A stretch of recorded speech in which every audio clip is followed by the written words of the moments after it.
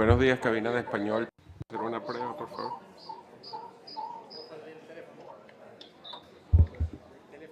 Era él. Cabina de español, buenos días. Perfecto, chamo.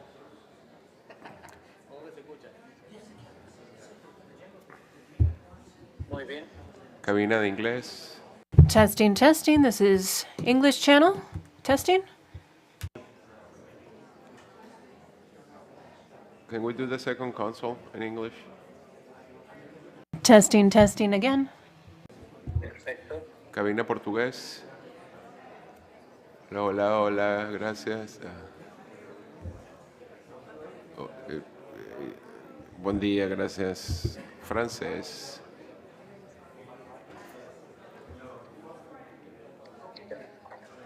Okay, thanks.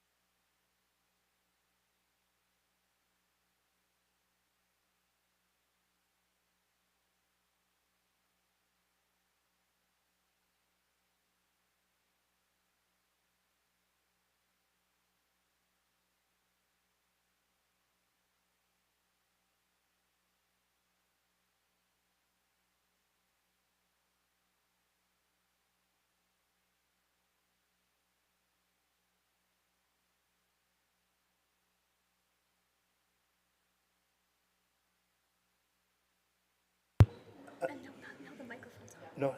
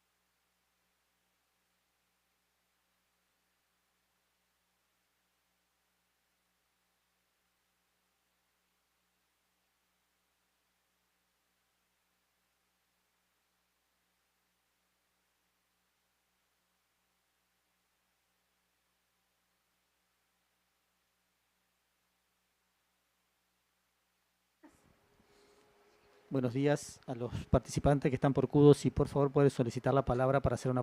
Good morning to all those on Kudo. If you could please ask for the floor so we could quickly test your audio and video.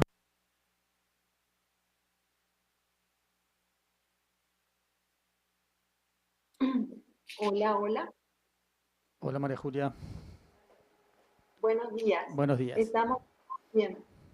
Perfecto, la escuchamos y la vemos.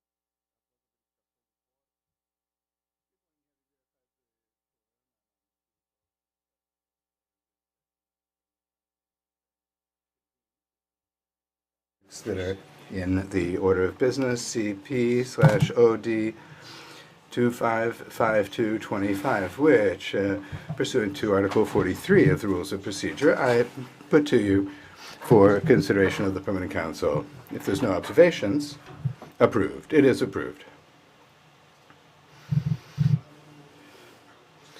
Now, I would like, before beginning, to congratulate the government of Suriname for holding its general elections last May 25th. Before moving on to the next point, and given the lengthy agenda, I'd ask for the cooperation of the delegations and the panelists to please be brief when you speak. We must get through this agenda of this regular session by 1:30 p.m. latest, so as to then move on to the special session that's been called for 2:30 p.m. Now, based on Article 46 of the Rules of Procedure, at the request of the delegation of Haiti, I ask whether there'd be a possibility of giving, it's asking for the possibility of additional 7 minutes for its remarks under item 5. And likewise, I ask if it would be agreed to give up to 10 minutes to Ecuador on item 8 of the order of business, with the objective to read a joint pronouncement by the delegations of Brazil, Canada, Chile, Costa Rica, Ecuador, Honduras, Panama, Peru, Dominican Republic, and Uruguay, which will yield their time and not ask for the floor at this point. Finally, I ask if there's agreement on the part of the Council to extend for up to 10 minutes the statement by the delegation of Canada under item 9 of the order of business in order to read out a joint statement by the delegations of Bolivia, Brazil, Canada, Chile, Colombia, Costa Rica, Mexico, and Uruguay, which will yield their time and will not seek the floor on that point. If there's no objections, it is so agreed. Agreed. Now, next on our agenda, and mindful of the request by the delegation of Uruguay, we are to celebrate the Day of Children and Adolescents of the Americas, which is marked annually on June 9th, as per Resolution 1081 of this Permanent Council. To begin this commemoration, I am pleased to compliment Ms. Maria Julia Garcete Yegros. She is the Director General of, extend greetings to her. Ma'am, Ms. Garcete Yegros, Director General of the Inter-American Institute of Children and Adolescents, you have the floor.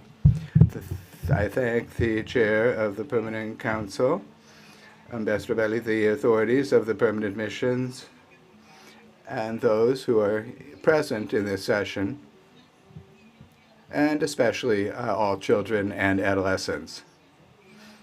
I'd like to thank you for setting aside this time on the order of business, making it possible to carry out a mandate that was set by the General Assembly to promote children's and adolescents' participation as an essential condition for building inclusive sustainable democracies respectful of human rights. The Inter-American Day of Children and Adolescents is an opportunity to renew our collective efforts to create safe, inclusive, and meaningful spaces where children and adolescents can fully exercise their right to share their opinions and to be heard.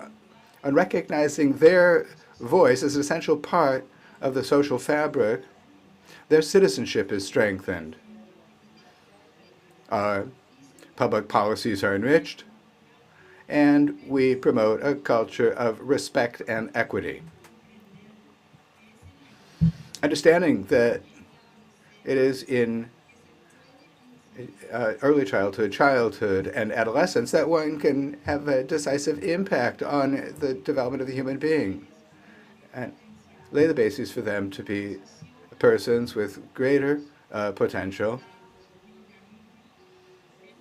And as states, government states, and international organizations, we must be guarantors, not only to carry out legal rules, but as a matter of an ethical duty. And here we speak up for the continuity of human life in the best possible conditions for prospering. That is something it is children's experiences that accompany us and define and transform human beings as we go out in the world. Reflecting on the place of children in our society is that working actively to guarantee full respect and observance of their rights, placing emphasis on their proactive role as agents of change in their communities is the motivation that upholds us on a day-to-day basis at the Inter-American Institute of Children to work for those who suffer the different forms of violence and different forms of violation of their rights.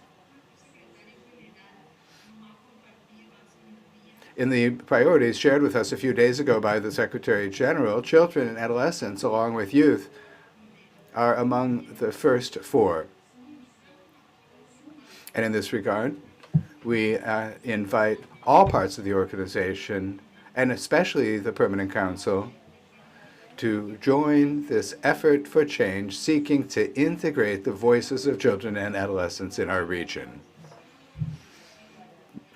The democratization of institutions that guarantee rights presupposes the continuing openness to their voices, their views, and their ways of thinking with methodological adjustments that are appropriate for these processes, and above all else,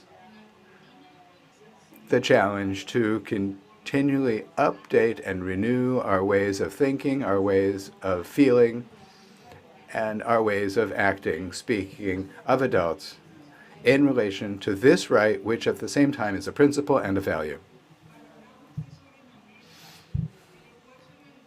We greatly value the efforts made by the permanent missions to guarantee the participation of children and adolescents in today's session. And we invite you to continue making history in our organization and being able to make a reality in the next 20 days their participation at the General Assembly. We're working closely with Jamaica and also with their preparatory committee. To conclude, and before giving the floor to Masha,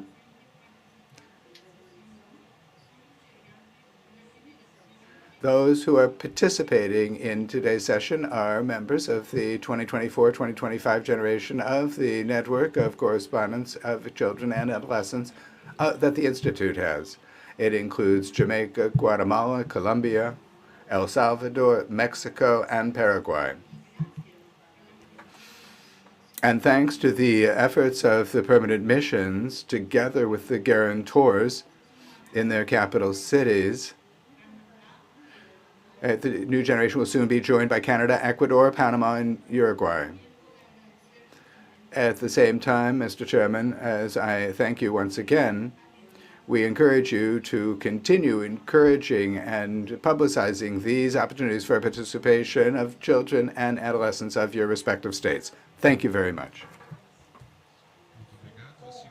Thank you very much. Next, I would like to greet Nasha, an adolescent of Jamaica, and who is representative of the network of child and adolescent correspondents. Nasha, welcome, and you have the floor.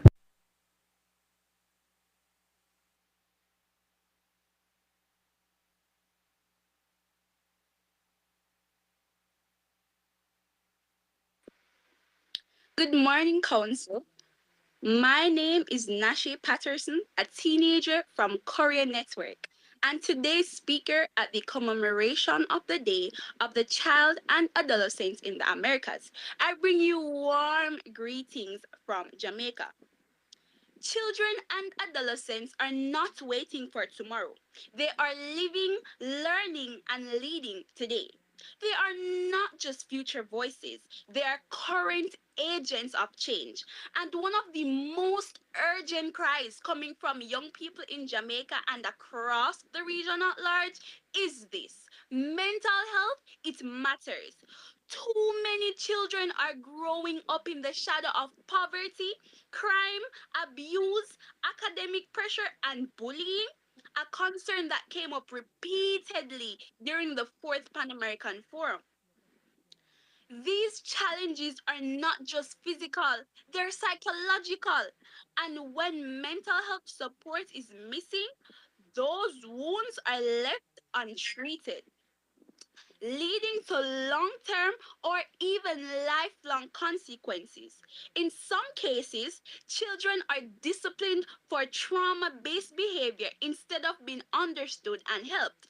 Mental health is not just a medical issue, it's a human rights issue.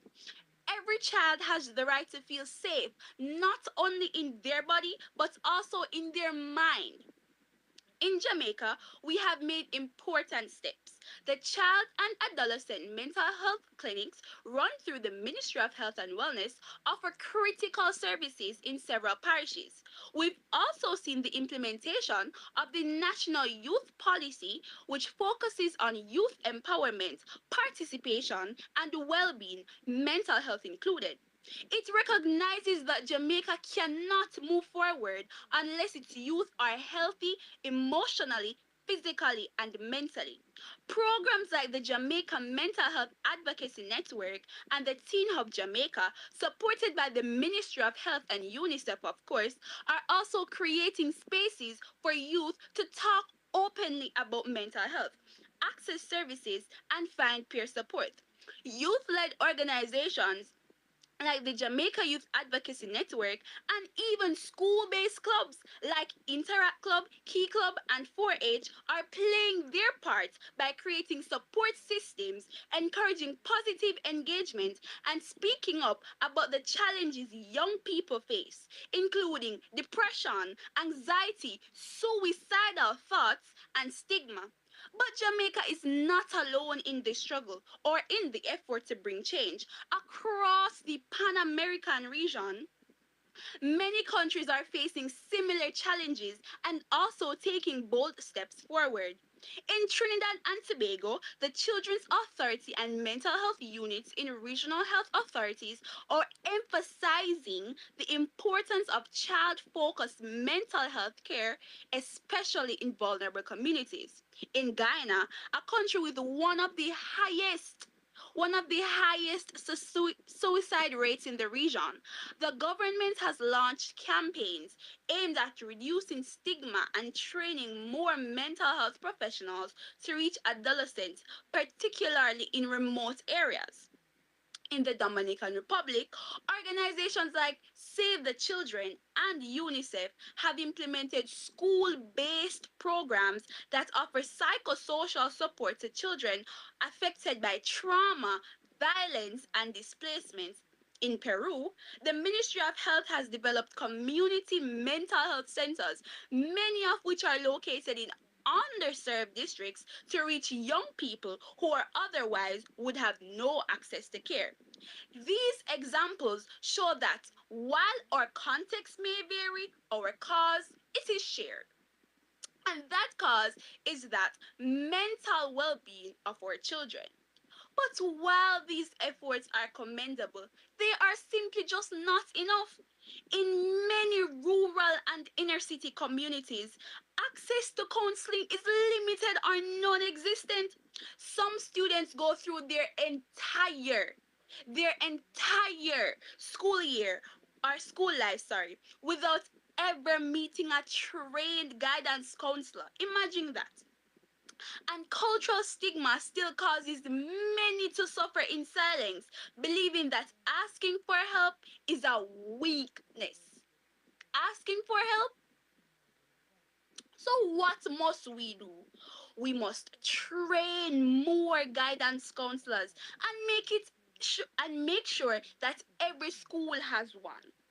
We must integrate mental health education into the curriculum, not just as a lesson, but it should become our culture, our way of life, the way that we operate as a group.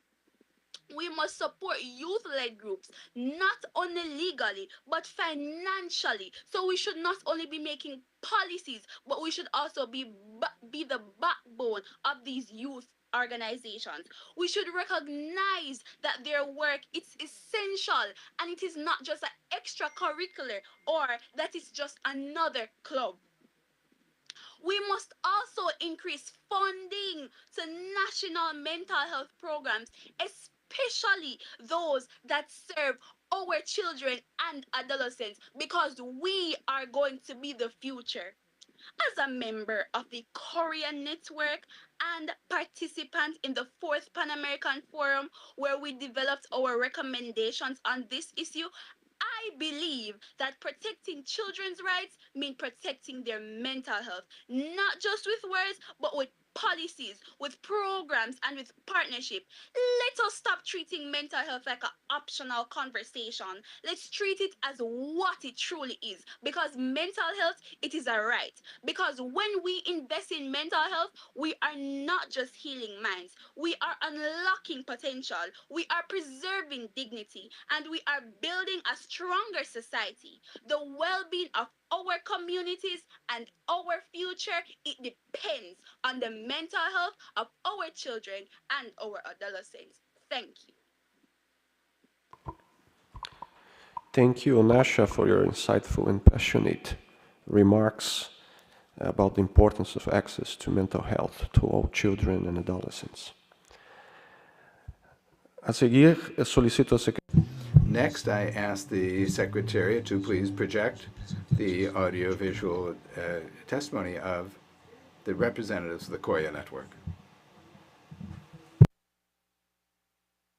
Me compadezco ante ustedes con el firme I come before you with the firm purpose of giving visibility to the urgent silence that affects so many millions in our region, the real and equitable guarantee of the right to health care for children and adolescents in Latin America. While it's true that there have been gains in indicators such as reducing infant mortality and increased vaccine coverage, we can't ignore a clear truth. The social gaps as between different regions and in unequal access to services for ethnic minorities or other minorities in our country. All of this continues to leave behind vast sectors of our children. According to data from international and regional organizations, more than 60% of children and adolescents in Latin America live in poverty. This reality has a direct negative impact on their access to healthcare services, adequate nutrition, and dignified living conditions in rural areas and in indigenous areas. These difficulties are all the greater. The native peoples or indigenous peoples face any number of forms of exclusion. They live far from medical centers. They lack basic infrastructure. And oftentimes, their cultural practices are ignored or abused by the traditional health systems. The situation is even worse when there are no mechanisms or when the mechanisms don't have any real power to have an impact, so as to be able to evaluate whether states are actually following through on their commitments. As clearly, legislation should be enforced, and states should create or put in place laws and policies aimed at benefiting the right to health of children and adolescents. We know that in organizations such as Pan American Health Organization and UNICEF has worked arduously to reduce inequalities. Therefore, today I come before you not only to voice a concern, but also to put forward two specific recommendations.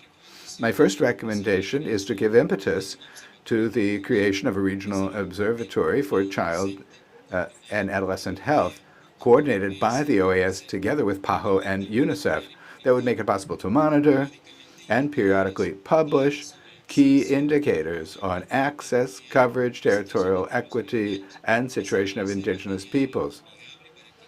And there should be user-friendly material for children and adolescents to be well informed, to know that there are opportunities for participation that we can share.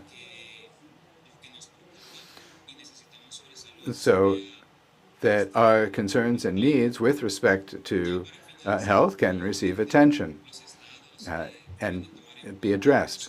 Finally, states should bear in mind not only the right to health, but also the right to participation, our right to be heard and to feel, so that laws can be adopted that make it possible that one lift up and give a higher profile to healthcare, bearing in mind our voices and our feelings.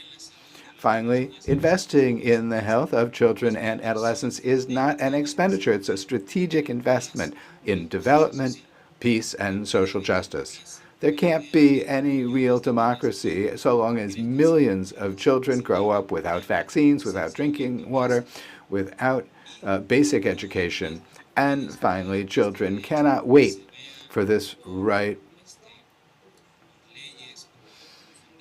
to simply be adopted as a matter of law or principle, but rather it needs to be carried out urgently. Thank you very much.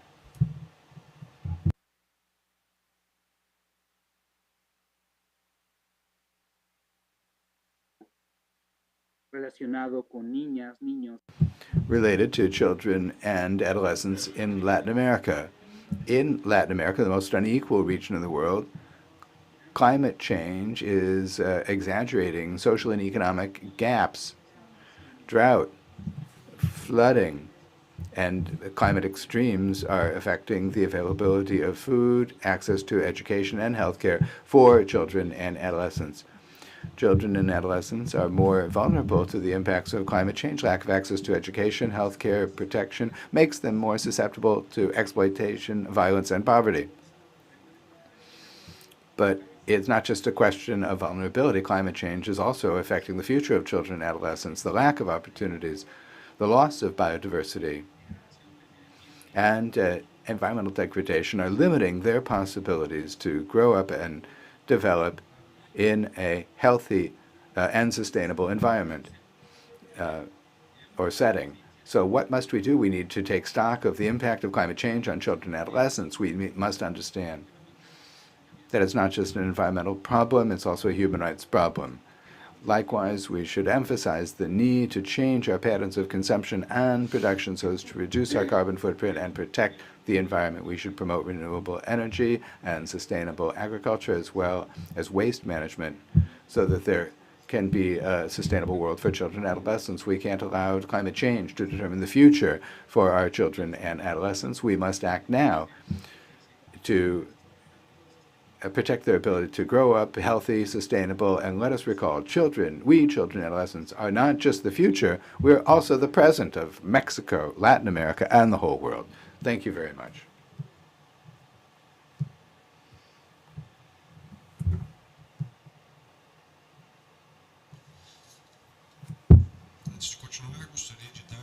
Before continuing, I would like to cordially welcome Secretary General Albert Hamdan on occasion of his first regular session of the Permanent Council. Secretary General, welcome.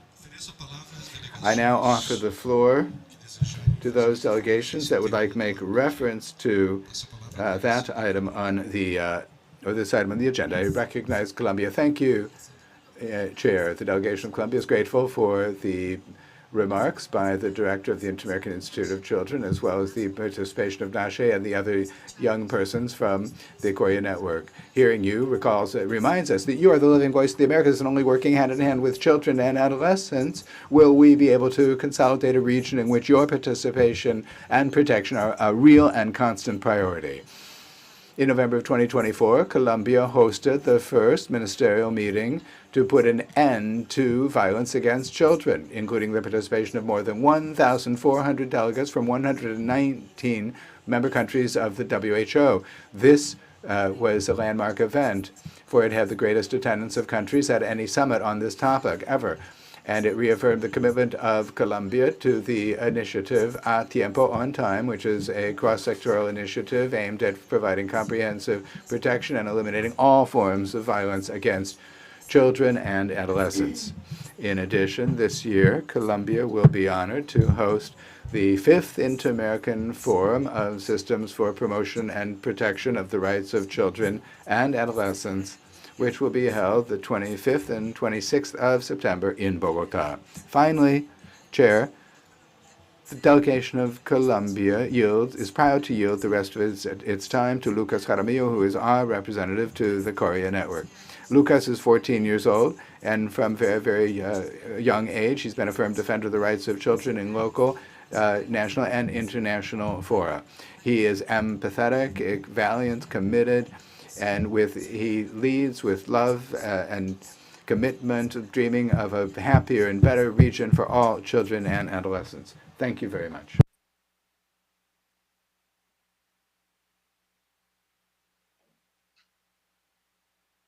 Adelante, Lucas. Please go ahead, Lucas.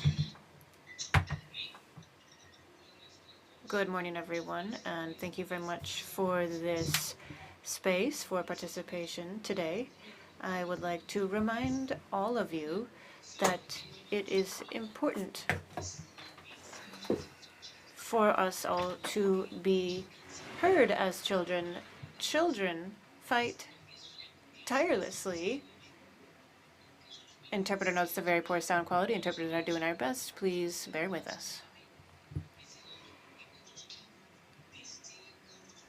The child wants to build a new world, and that is why we need to promote children's participation around the world, no matter where they may be, because despite the different places and conditions or cultures in which we live, we have a responsibility, and today we have the right to participation, expression, decision-making from our heart. Today, raising our voice for social interaction means being heard and appreciating our opinions on different topics, respecting children when it comes to education, healthcare, recreation, protection, freedom, and equality. Because democracy also includes listening to children and adolescents. We understand perfectly that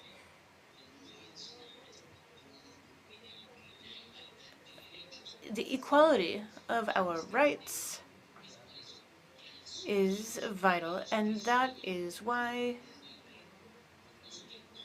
we must ensure we do not lose these practices. My heart is full of expectations, and I hope that you understand the importance of listening to us and giving us spaces for participation, because a child that is heard is someone who will learn to listen to his own people. And this is not an easy task. The time has come for us to ensure that we listen to the children around us, give them the opportunity to be heard and to smile. Thank you very much. Paraguay is recognized. Thank you very much, Chair. As we stated, in line with our strong commitment to give the floor to the real leaders at the heart of the children in the Americas, I am pleased to give the floor to Paraguay's representative to the Korea Network. She will be speaking to this distinguished permanent council. So we kindly ask that the Secretariat please display her on the screen. And thank you very much to Uruguay for your leadership in this very relevant topic. We reiterate Paraguay's commitment to promoting and protecting the rights of children and adolescents in our country and in the entire region. Thank you very much, and I give my floor to Ms. Espinola Jimenez.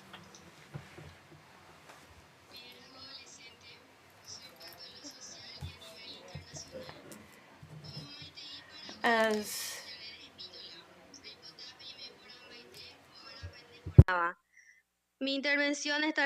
my intervention is focused on leadership, particularly teen leadership, and the ability to influence and lead others in society. We learn to be leaders by developing skills like effective communication, active listening, and a clear vision. Fighting for a common good, a society built on trust. And for me, as a teen, I am looking beyond what it means to be a teen, to be present in my future, for my family, my city, my country, and the countries around me. But as an adolescent leader, we need to see positive leadership examples from society where teens and children are able to trust that they will be heard by their peers, so that their voices will reach those who need to listen to them. The work of teen leaders globally is very important. We have spaces such as the Permanent Council where leaders are prepared to face new challenges, thinking not only of their own country, but of teens and children throughout the region. And this allows us to share different perspectives and attitudes, focused on policy, working to improve our government and where we live, to fight for justice, the well-being of our country and that of other countries. I am a teen, a student, and I am working on international and national leadership. And for me, promoting and protecting the rights of children and adolescents is very important. That is why I take part in the Municipal Council, where I'm able to share my peers' concerns. And this is an opportunity to address the issue of access to justice. And it's also important for me to be part of the Child Correspondence Network, Korea. And I'm able to share my voice globally and share and hear the voices of other countries. Thank you to the OAS for including this opportunity to understand the rights of everyone to be heard, to the freedom of expression, freedom of association and expression. This is very important in developing my skills, leadership, and the cause where I'm focused. And thank you very much for allowing us to exercise these rights and build international leadership. And thank you to my country for letting me represent them.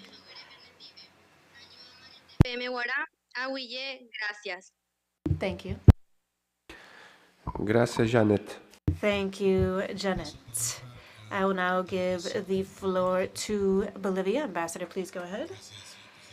Thank you, Chair. First of all, this is my first time taking the floor with Secretary General Ramdin here at the Permanent Council, and the Plurinational State of Bolivia expresses our best wishes. We believe that your professional capacity and knowledge of the institution, above all your human qualities, will be a great benefit for the Permanent Council in the next 5 years. Chair, Bolivia would like to express its gratitude to the Chair of the Permanent Council for convening today's session, where we are commemorating the Day of Childhood and Adolescence in the Americas pursuant to Resolution 2113/17. Also, thank you for the valuable presentations from the Director of the IIN, Nasha, as the representative of Korea, and the presentations from the other adolescents who took the floor.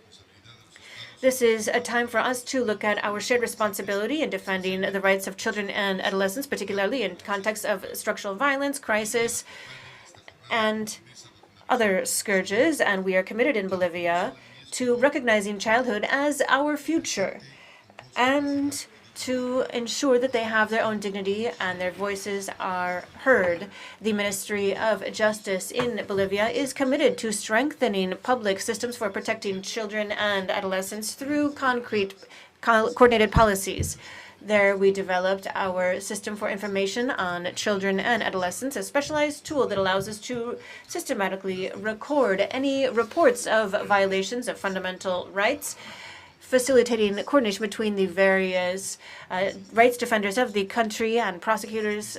And this is one of our key tools in designing policies based on evidence and ensuring institutional coordination in real time. Against this same backdrop, we drove national conversations aimed at building a public policies from early childhood, promoting an intersectional approach on nutrition, health, education, and comprehensive protection for children and adolescents. These spaces brought together professionals, authorities, civil society, and community organizations with the aim of establishing concrete activities to eradicate poverty for children from the perspective of rights and human development. Chair. With the aim of promoting respectful, ethical treatment of topics related to children and the media, we created and presented the Guide for Protecting Children, a document designed for communicators and journalists in addressing childhood in responsible fashion in situations of violence, negligence, and rights violations. On the other hand, we drafted the Protocol for Preventing, Punishing, and Sanctioning any sexual exploitation of children or teens, and we have established protocols for first aid for the victims of these crimes. We have a robust package to strengthen our institutional architecture in my country. These standards include a new code for children and adolescents, a law to ensure the swift and effective adoption of minors and the right to family, as well as methods for establishing mechanisms to eliminate all types of violence against children. Chair, Bolivia reiterates its commitment today to the rights of children and adolescents, and today we support this commemoration. It is symbolic, but also a reiteration of our shared responsibility. We will continue to work decisively for children in our countries. Thank you very much, Chair. Passo a palavra à delegação. Canada, please. Thank you very much, Chair. Canada would also like to give a warm welcome to the new Secretary General and his team, and we wish you most success in your new role at the helm of our very important organization. Canada would like to thank the panelists for their presentation and congratulate the IIN for its accomplishments. It is vital for us to continue defending the right of children and adolescents. As Nasha stated, children are a powerful driver of change, and they should be included in our activities as participants, as well as in decisions that have an impact on their lives and the implementation of the 2030 Agenda for Sustainable Development. We must ensure that they have the tools and opportunities necessary in order to make a real difference worldwide. We support the important role of the IAN in contributing to the promotion, protection, and respect for the rights of children and adolescents across the Americas. The commemoration of the Americas Children and Youth Day is an important opportunity to celebrate children's rights and reaffirm our commitment to ensuring that every child has the support they need for the best possible start in life. Canada welcomes the strong inclusion of goals and targets related to children and youth in the 2030 Agenda and commits to working in partnership with the Institute, key stakeholders, and children and youths themselves. Further, to our commitments at the United Nations on the rights of children, Canada supports children in becoming active citizens who contribute meaningfully to decisions that affect their lives. The first global ministerial on ending violence against children, which took place in Bogota in November 2024, offered opportunity to accelerate action to establish concrete commitments to end violence against children. Canada is committed to continuing to work across sectors to prevent and respond to all forms of violence against children in all their diversity in Canada and globally, and to actively report on progress to that end. Every child deserves to be treated with dignity and respect, and to have every opportunity to reach their full potential. Thank you, Mr. Chair. Passa a palavra. Uruguay is recognized.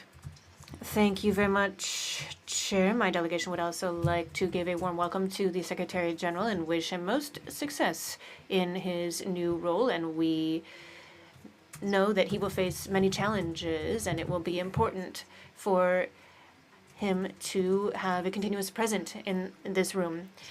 We are commemorating the Day of Adolescents and Children in the Americas, and it's an opportunity for us to reflect on the situation of children and adolescents in our region. This day is an opportunity to renew our commitment to their rights, as well as a key opportunity to hear their voices. In the sense that we would like to thank the representatives of Korea for taking part in today's session, and we appreciate the valuable work of the IIN. Its leadership has been essential in developing public policies that are inclusive and focused on the rights of children throughout the region. It's fundamental for us to continue strengthening our coordination between the Institute and member states with the aim of consolidating systems for comprehensive protection that are sustainable and effective. Chair, Uruguay has maintained a strong trajectory in promoting the rights of teens and adolescents in full, and this approach is reflected in our cross-cutting public policies, comprehensive development, and active participation in democratic life in our country. Comprehensive protection of children is one of the regulatory pillars of our approach, and it's enshrined in our Institute for Children and Adolescents in Uruguay. We promote children's active participation in building citizenship, spaces for constructive exchange, and networks for children and adolescents are key to hearing their initiatives and opinions to build a more inclusive and stronger democracy. Chair, despite the progress that we have achieved, 1 of every 5 children in Uruguay lives in poverty, according to UNICEF. And last May 26th, we held a high-level meeting for coordinating social policies with a priority focus on children and child poverty, violence, unequal access to education, and unequal access to mental health, and other challenges demand an innovative, comprehensive, coordinated response. And that is why we reiterate our need to drive public policies that are evidence-based with a multi-sectoral and human rights focus. It's not enough to simply protect children's rights. We must also turn the structural causes of this scourge around. Uruguay promotes strategic advancement and coordination between states, international organizations, and civil society with the aim of moving forward in a shared agenda to guaranteeing children's rights. Against this backdrop, we strongly promote the work of the IIN and promoting regulatory frameworks as well as monitoring system that allow us to assess the advancements made and remaining challenges. Chair, the rights of children are not aspirational. They are sine qua non. For children and adolescents, there's a right to have a family, to receive a high-quality education, the right to play, opine, be cared for, and live freely of violence. We must guarantee these rights, and we strongly believe that investing in children means investing in the future of our democracies. That is why we urge member states to redouble their efforts to ensure these rights, strengthen the Institute, and build new lines of action to prioritize children, to transform our tomorrow in the Americas. Mexico is recognized. Ambassador, please go ahead. Thank you very much, Ambassador. Warm welcome to the Secretary General, and thank you very much for including this commemoration on today's agenda.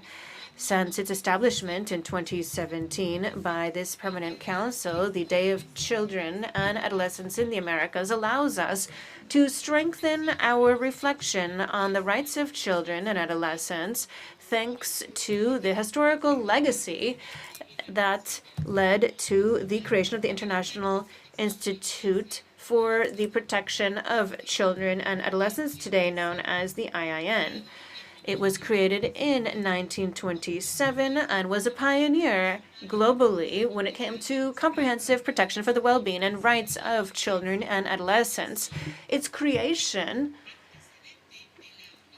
led to UNICEF almost 20 years later with the International Convention on the Rights of the Child 60 years later. We congratulate and thank the leadership of Maria Julia Garcete, and as it has evolved, the Institute has shown an ability to modernize and adapt, changing from an old model to the current model we see today, which understands children and adolescents as subjects of rights with progressive autonomy. Reflecting on this advancement is not only timely, it also should act as a reminder on the vanguard vision of the Americas. And we see this as a tool for the network of child and adolescent correspondence, that is Korea, which shows the maturity and skill that they have. For 8 years now, this network has promoted the exercise of the right to expression, association, and access to information for children and adolescents. And this is an example of effective participation on topics that affect all of us. Congratulations to the Mexican children, Jesus Sanchez Carrera and Camila Rebecca Castillo Rojas, who took part in the network. In Mexico, our commitment to the rights of children and adolescents has been shown concretely in activities for children of Mexico, ongoing participation seeking to strengthen our democratic culture and participative citizenship. We also have the national network of drivers of transformation that includes children and adolescents from 32 states around Mexico. And they work to promote their rights in their families as well as in their schools and communities with support from local authorities. Mexico reiterates its commitment to building safe, inclusive spaces that are meaningful with a focus on rights and a gender perspective, as well as intersectionality, where children and adolescents are able to opine, where their voices are heard, and where they're able to fully exercise their rights. On this day for children and adolescents in the Americas, we would like to call on governments, institutions, international organizations, civil society, and citizens to recognize the value of hearing our children and adolescents as a democratic practice that is always transformative. Thank you very much. I'll give the floor to Grenada. Please go ahead. Thank you, Mr. Chair. The delegation welcomes the Secretary General and your team. We join in wishing you every success and reiterating our readiness to stand at your side in the achievement of same. Grenada thanks the permanent mission of Uruguay for requesting this inclusion of this agenda, and you, Chair, for consenting. We express our appreciation to today's presenters. We welcome the Director General of the Inter-American Children Institute. We salute NASHA and all the other contributors. We also salute the countries and delegations that have made it possible for the teen leaders to be present with us in today's celebration.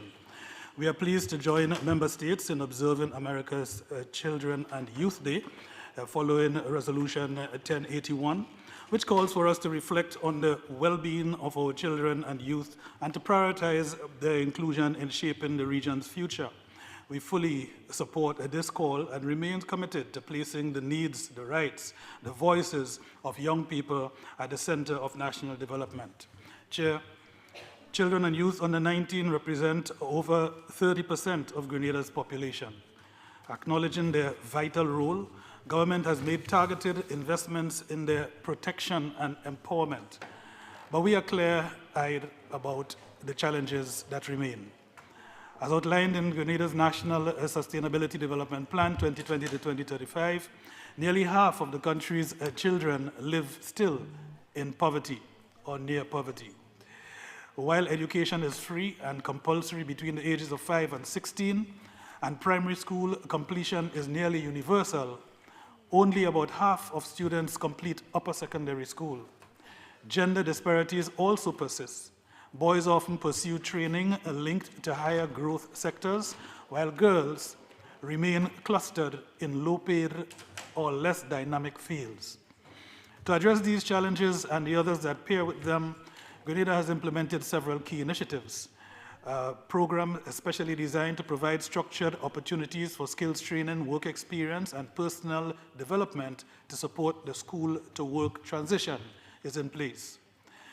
The Mount Horn Child Development Center, which was launched in 2020, delivers critical early childhood services to rural families in the northwestern eastern side of the country.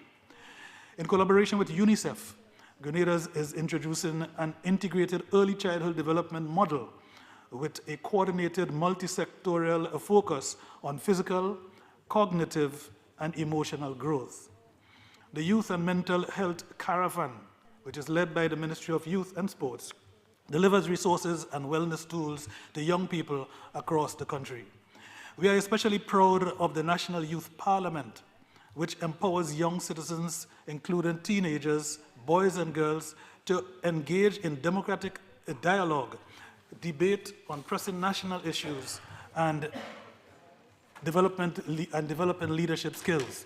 This initiative embodies the principles of the 1081 resolution and reflects our broader vision of youth inclusion in governance. Looking ahead, Grenada is focused on deepening youth participation through expanded programs in digital skills, entrepreneurship, and innovation to ensure our young people are equipped for the jobs of tomorrow. We are strengthening support for youth-led enterprises in agriculture, in sports, and technology, backed by access to funding with mentorship and professional networks. These are not all done. They are in the making, and they make for our future as we integrate better into our region. Among our flagship initiatives is the Elevate Her program, which targets young women, particularly heads of households, with training, financial support, and tools to improve their livelihoods and contribute meaningfully to national development. My heart is filled with expectation, said one of our team contributors today, and our heart is filled with expectation as we join in this celebration this morning. Grenada reaffirms its support for the Inter-American Children's Institute and commends its continued leadership in protecting the rights of children and adolescents across the hemisphere. As we observe this important day with celebration and reflection, we renew our pledge to build a society in which every child and every young person is protected, respected, and empowered to realize their full potential. I thank you, Chair. Passa a palavra à delegação. Brazil is recognized. Thank you, Chair. Thank you to the Director General of the IIN, Maria Julia Garcete, for her intervention in today's session. We also salute the opportunity that we had today to hear testimony from young people and children from the Correspondence Network, which have greatly enriched our debate with their participation. Protecting children and adolescents is one of the great priorities of our country, and since 2018, Brazil has been part of the Global Partnership for Ending Violence Against Children. We have shouldered this public commitment to develop wide-ranging multi-sectoral plans of action with the aim of implementing international parameters enshrined in the Convention on the Rights of the Child. Our process for building national policies has been developed with wide-ranging participation, and we have the National Council for the Rights of Children and Adolescents, known as CANANDA, a permanent deliberative body where the government and civil society work together to define guidelines for the national policy for promoting, protecting, and defending the rights of children and adolescents. The group also includes participation from adolescents themselves. Every 4 years, on average, the Brazilian government convenes a national conference on the rights of children and adolescents. This is an opportunity to build proposals that influence the drafting of public policies for promoting, protecting, and defending the rights of children and adolescents in Brazil. The 12th and most recent edition of the conference was held in April of last year. Also last year in 2024, we adopted Law 14.811, which created measures for protecting children and adolescents from violence in schools or similar establishments, and typifying the crime of systematic intimidation or bullying, as well as virtual systemic intimidation, cyberbullying.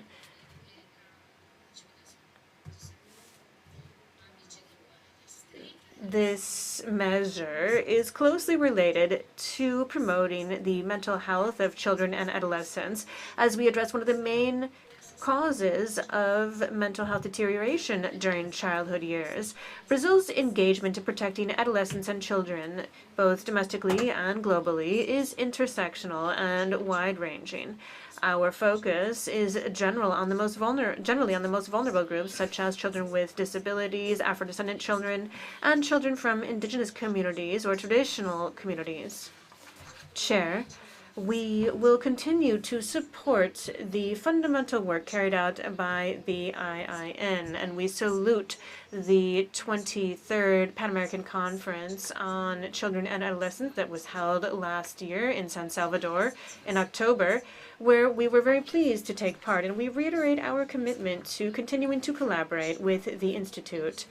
We also are delighted to benefit from the many virtual training courses, which also contribute to training our human resources. Thank you very much. I now give the floor to the delegation of the Dominican Republic Ambassador. Thank you, Chair. I join the words of welcome to the Secretary General and those with him, accompanying him, officials in this Permanent Council. I'd like to thank the Director General of the IIN, as well as the compelling messages of the children who spoke this morning. On behalf of Dominican Republic and without prejudice, the joint statement by the countries of Central America to be read out by the Permanent Representative of Costa Rica, and which the Dominican Republic joins, I take the floor to speak to the situation of children and adolescents in my country, to whom the Dominican Republic devotes special attention because of their vulnerable conditions, thus giving impetus to in-depth, sustained reforms geared to ensuring their well-being and full development.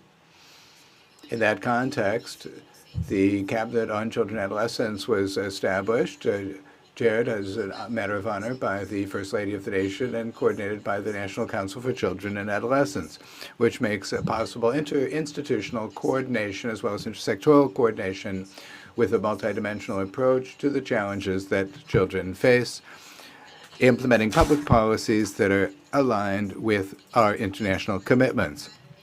In this context, I should make special mention of the strategic framework for strengthening the national system for protection against violence, which establishes institutional priorities to strengthen the capabilities of the system and to ensure more effective protection for children, as well as other actions along the same lines, such as the positive child raising program, a policy for prevention and attention to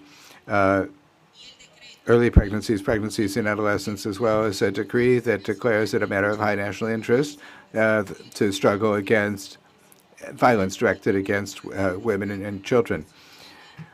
We also would like to make special mention of law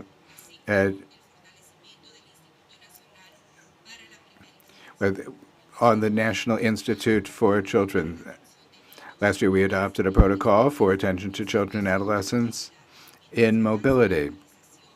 And at this time, Law 13606 is being worked on, as well as a set of tools for responding to the violations of children and adolescents, specifically for case management. Now, in the area of justice and digital protection, mechanisms for preventing and prosecuting crimes has gone forward. In education, we have a plan to bring to scale the program for inclusive education, as well as comprehensive sex education in school and community settings.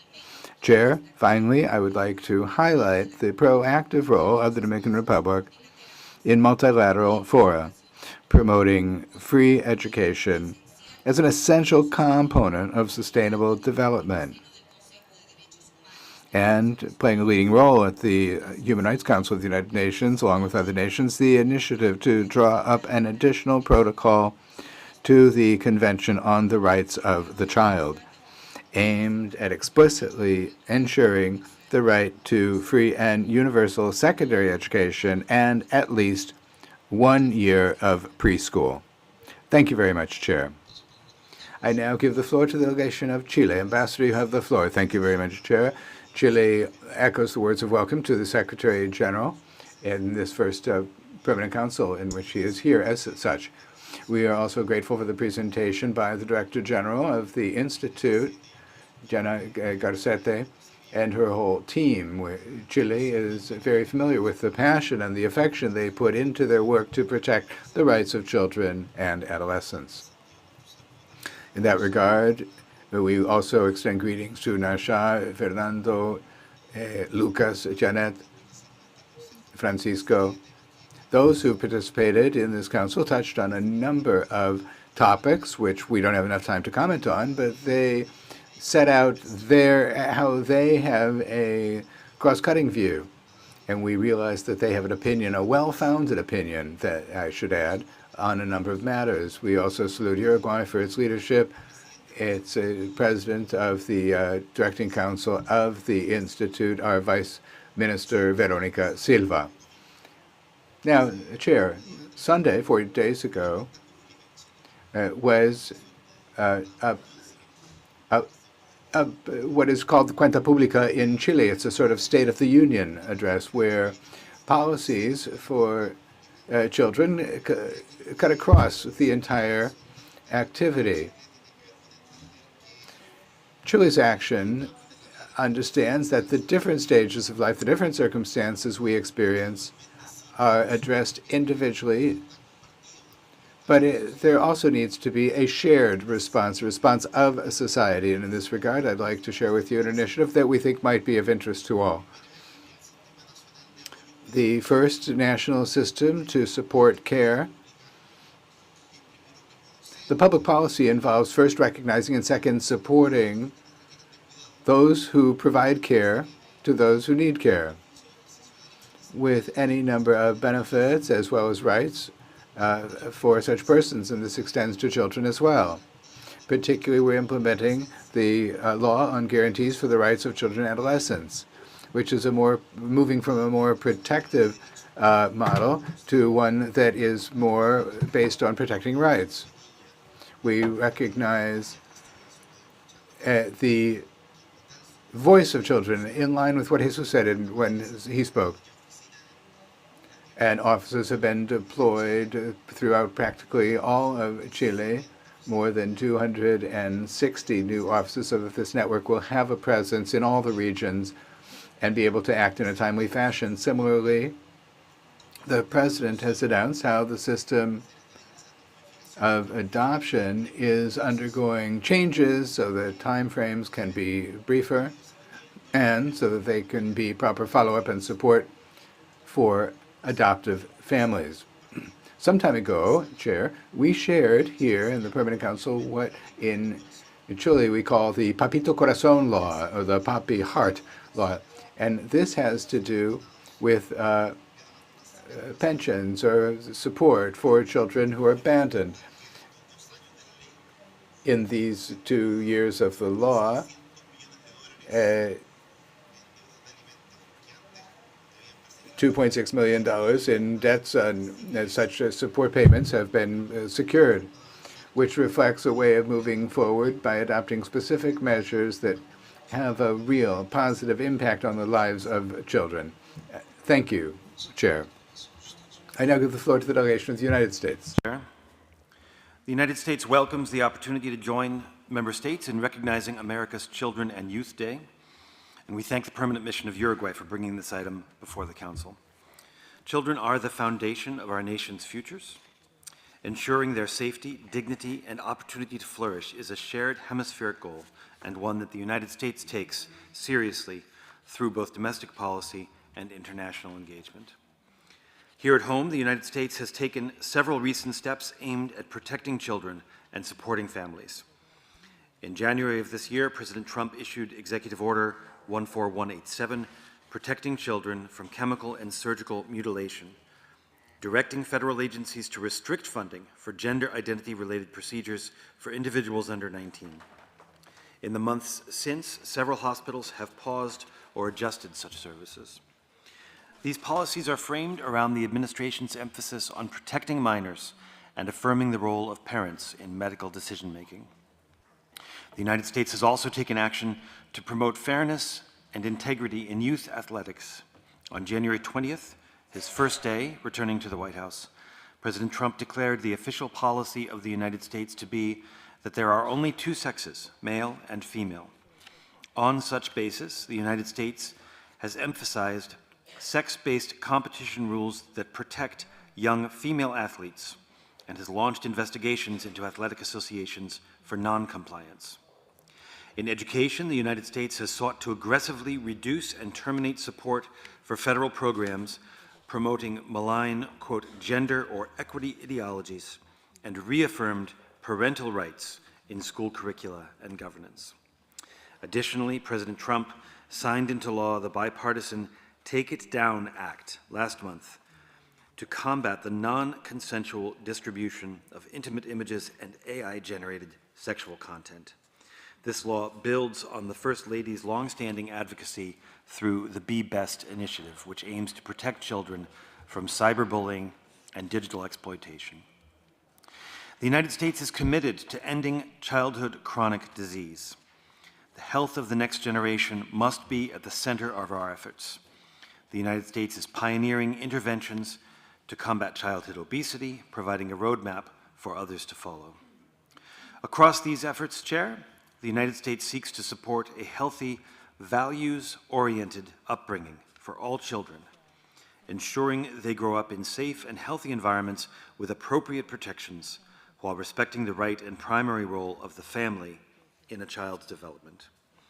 We also recognize that all of our countries face evolving challenges when it comes to youth well-being, from violence to barriers in education and digital harm.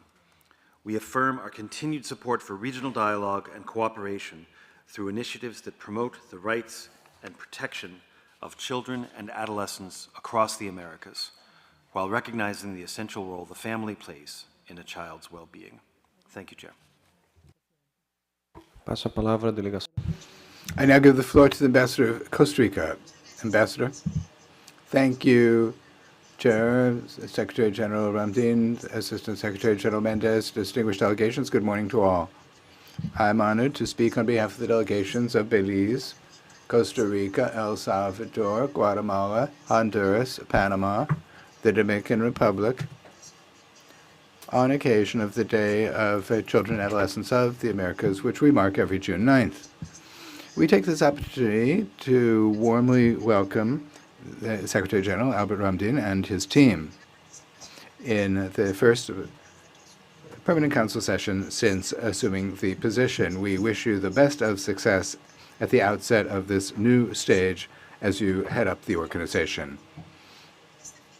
Chairman, this date is more than a symbolic celebration. It is a permanent call to action. It reminds us that children and adolescents are not just holders of rights, but also change agents and fundamental actors in our societies. We salute and support the initiative of the delegation of Uruguay to highlight this commemoration in the framework of the Permanent Council by including this item on today's agenda. We also express our recognition of the Inter-American Institute of Children and Adolescents, the IIN, for its historic and sustained leadership in promoting and protecting the rights of children and adolescents in the Americas. In particular, we're grateful to Ms. Julia Garcete, Director General of the IIN, for her commitment and leadership. We're particularly grateful to Naja of Jamaica, Fernando of El Salvador, Jesus of Mexico, Lucas of Colombia, Janet of Paraguay, and all of the children and youths in the Network of Child and Adolescent Correspondents, CORIA. By making this a special session and by addressing us with great eloquence, as we've heard, great eloquence, conviction, and clarity, reminding us that the voices of children and adolescents should be listened to, valued, and incorporated in all decisions that affect them. Thanks to the work of the IIN and the commitment of the member states, we have gone forward in strengthening systems for comprehensive protection, in creating safe and inclusive environments and spaces, and in the active participation of children and adolescents in the design of public policy. Nonetheless, structural challenges persist that have worsened since the pandemic, such as child poverty, educational lags, violence, forced displacement, and the urgent need to improve access to mental health services and care services generally. We're convinced that a more just and democratic region will not only be possible if we put children and adolescents at the center of our development agendas, but that in addition we must ensure that they grow up in settings marked by dignity, equity, and genuine opportunities. Today we reaffirm our commitment to this shared mission, and once again we thank Uruguay and the IIN for its leadership in giving visibility to this important commemoration. Thank you very much. I now give the floor to the delegation of Panama. Ambassador. Thank you very much, Chair. First of all, we warmly welcome the Secretary General, Albert Ramdin, in this, his first permanent council meeting since assuming the position. We wish him the best of success. With the permission of the regional coordinator, Panama would like to share a few lines in the context of the marking of the Day of Children and Adolescents of the Americas. This day calls on us to renew our commitment to children and adolescents who are protected, listened to, and fully included in our societies. And so we're thankful to the delegation of Uruguay for its leadership in this regard. Along these lines, we greatly value the presentation by Ms. Maria Julia Garcete, Director General of the Inter-American Institute of Children and Adolescents, and we especially greet the representative of the Korea Network, Nasha, for her inspiring statement. From Panama, the protection of the rights of children and adolescents are a state priority. In the last year, we have seen specific gains in several areas. I'd like to take this occasion to share a bit about this with you. First, the right to live in family. Well, more than 8,000 families have been impacted by positive child-rearing workshops, and we have institutionalized more than 80% of cases, more than 80% of violations have been addressed. We have gone forward with deinstitutionalizing the situation of 340-plus children and adolescents. Second, in terms of the right to live without violence, we have carried out prevention of school bullying and drug consumption workshops for more than 1,000 students, and we've provided psychosocial care to pregnant adolescents and those who are victims of child sexual abuse. Third, as regards the right to be heard, we are keeping active all of the advisory councils with the participation of 68 children and adolescents, strengthening capabilities and leadership. Fourth, in the area of education, we continue fighting child labor through the work of the Committee for the Eradication of Child Labor and Protection of Child Workers. We have rescued 12 adolescents from situations of child labor, and we have followed up on 72 prior cases. These efforts reflect a comprehensive view of protection that is rights-based and that prioritizes prevention, the restoration of family ties, active participation of children and adolescents, and to ensure that they can grow up in safe spaces. We agree with what was previously said about the commitment to children and adolescents, which should be translated into sustained public policies, social investment, and legal frameworks that guarantee settings marked by dignity, equity, and opportunity. Finally, Chair, Panama reiterates its firm commitment to children and adolescents in the Americas. We join the collective appeal to continue working from each corner of the hemisphere so that every child and adolescent can grow up protected, valued, and with a present and future filled with hope. Thank you very much. Thank you. I now give the floor to the delegation of Guyana. Ambassador, you have the floor. Thank you, Chair. Chair, the Guyana delegation joins others in noting the presence of our new SG Ramdin and his team and wish them all success. The Guyana delegation extends its gratitude to you and to the permanent mission of Uruguay for requesting the inclusion of this important topic on today's agenda. We also thank the esteemed panelists of adolescents for their insightful presentations. Chair, before we are ready, we will be handing over to our children and adolescents of today. And so today's commemoration of America's Children and Youth Day serves as a reaffirmation of our individual and collective commitment to nurturing the full potential of every young person across the Americas for a better America's tomorrow. The government of Guyana takes this responsibility seriously and has been engaging in a wide range of initiatives and activities focused on expanding access to education, including technical and vocational education across the coastal and hinterland regions, skills development, mentorship, and community engagement with the goal to challenge, empower, inspire, enable, and prepare our children and youth to take the lead when we are no longer able.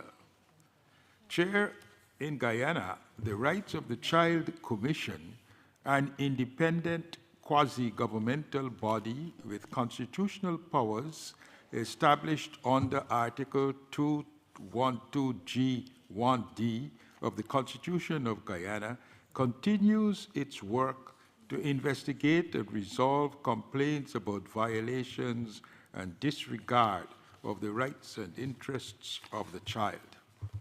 A snapshot of recent proactive measures undertaken by the government include the 2024 establishment of the Constitutional Reform Commission to review the protection of fundamental rights, including children's rights.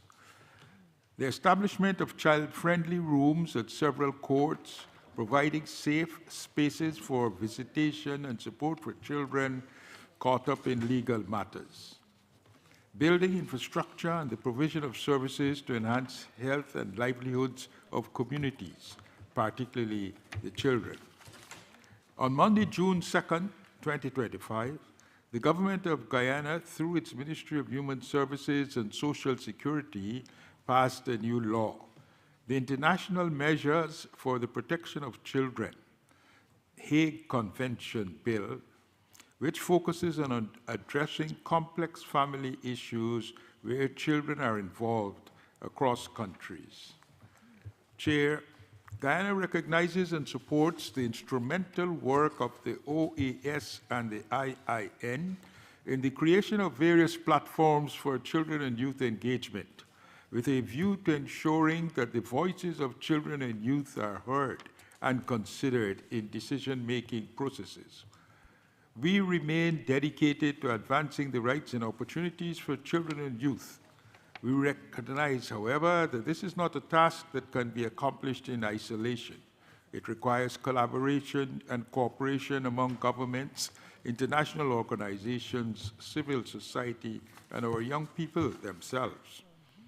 In closing, Chair, we take the opportunity to reiterate our commitment to sharing information and best practices so we can learn from each other and contributing to regional efforts aimed at protecting and empowering our youths so that every young person has the opportunity to realize their full potential. I thank you, Chair.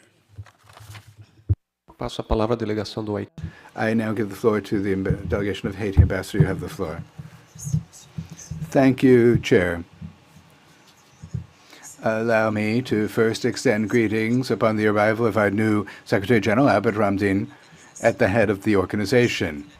I welcome you and wish you the best of success wish him the best of success, and can assure that he can count on the collaboration of my delegation. My delegation is pleased to see this item on today's agenda, and we would like to congratulate the panelists for the quality of their presentations. The issue of children and adolescents is key for Haiti. In effect, the current government, despite so many obstacles, is making efforts to do all possible to ensure that children and adolescents, who are the nation's future, can be actors of change within their communities. Public policy in favor of children and adolescents is carried out through several state institutions, including the Institute of Social Well-being and Research, the Ministry of Public Health, the Ministry of Education and Professional Training, and the Ministry of Youth and Sports.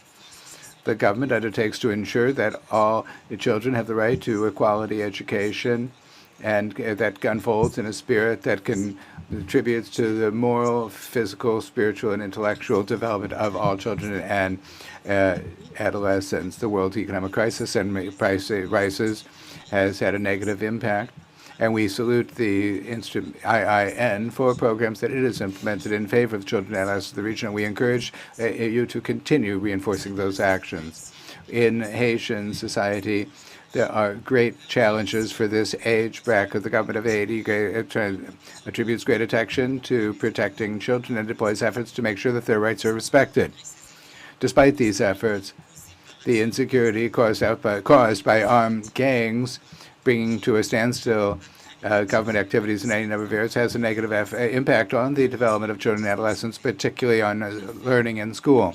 In effect, more than 1,600 schools have not been able to close out the academic year and have had to close their doors because of the attacks and threats from gangs. There are more and more calls for urgent international action to protect Haitian youth. UNICEF has cast light on the serious crisis faced by children of Haiti, particularly famine, displacement, lack of education, and recruitment by the gangs. Thousands of girls have been raped by the gangs. Thousands of young men have been forced to join the gangs and to become child soldiers, and for enterprises that carry out crimes against humanity. The recruitment rate has increased 70% this year. The kids represent 30 to 45% of the recruits of the gangs because of hunger and desperation, and they are tasked with dangerous tasks. The catastrophe in Haiti has transformed the dreams of our youth into nightmares. The government will continue working to promote and protect the rights of children and adolescents. Nonetheless, the challenges of armed gangs continue there, and Haiti cannot do it alone without solid accompaniment from its partners in the international community. An urgent intervention is necessary to address the escalation in violence, the general hunger, and the collapse of the education system. We call on worldwide solidarity and quick action to attack the deep causes of the humanitarian emergency in Haiti, to bring back hope to our youth and to allow the children and adolescents of Haiti to grow up and develop in peace with their communities and their communities. Thank you for your attention. I now give the floor to the delegation of Ecuador. Thank you, Chair. We'd like to echo other delegations recognizing the presence of the Secretary General, Albert Ramdin, at this session. Ecuador wishes him the best of success in his new functions. We also are grateful for the important presentations, particularly the voices of girls, boys, and adolescents this morning. Ecuador wishes to highlight the valuable work done by the Inter-American Institute of Children and Adolescents to promote and protect the rights of children and adolescents in our hemisphere. In the case of Ecuador, the Institute works closely with the National Council for Intergenerational Equality, the Ministry of Education, and other state agencies, strengthening public policies that support children and adolescents. We highlight, for example, the processes of training trainers for safe use of internet, as well as technical support for designing and implementing national protection strategies. Ecuador is an active part of the Network of Child and Adolescent Correspondents, CORIA. This initiative is a valuable exercise of social initiative, democratic participation, and empowerment from children. We profoundly believe that guaranteeing the effective participation of children and adolescents not only contributes to strengthening their abilities and self-esteem, but it also enriches public policies by incorporating their voices, perspectives, and experiences, as we've seen this morning. Aware of this reality, the President of the Republic, Mr. Daniel Noboa, has entrusted Vice President Maria Jose Pinto with directly handling issues that are essential for child well-being. For example, preventing adolescent pregnancy, care in early childhood, and responding to chronic malnutrition. This responsibility means coordinating, supervising, and following up on the implementation of public policies aimed at specifically transforming the lives of thousands of children in our country. This decision reflects the firm commitment of the Ecuadorian state to fully support their rights from a comprehensive interinstitutional and human perspective. Ecuador renews its willingness to continue working closely with the Inter-American Institute of Children and Adolescents, as well as initiatives such as CORIA and other opportunities for participation that promote leadership and free expression of children and adolescents in the matters that directly impact them. Thank you very much.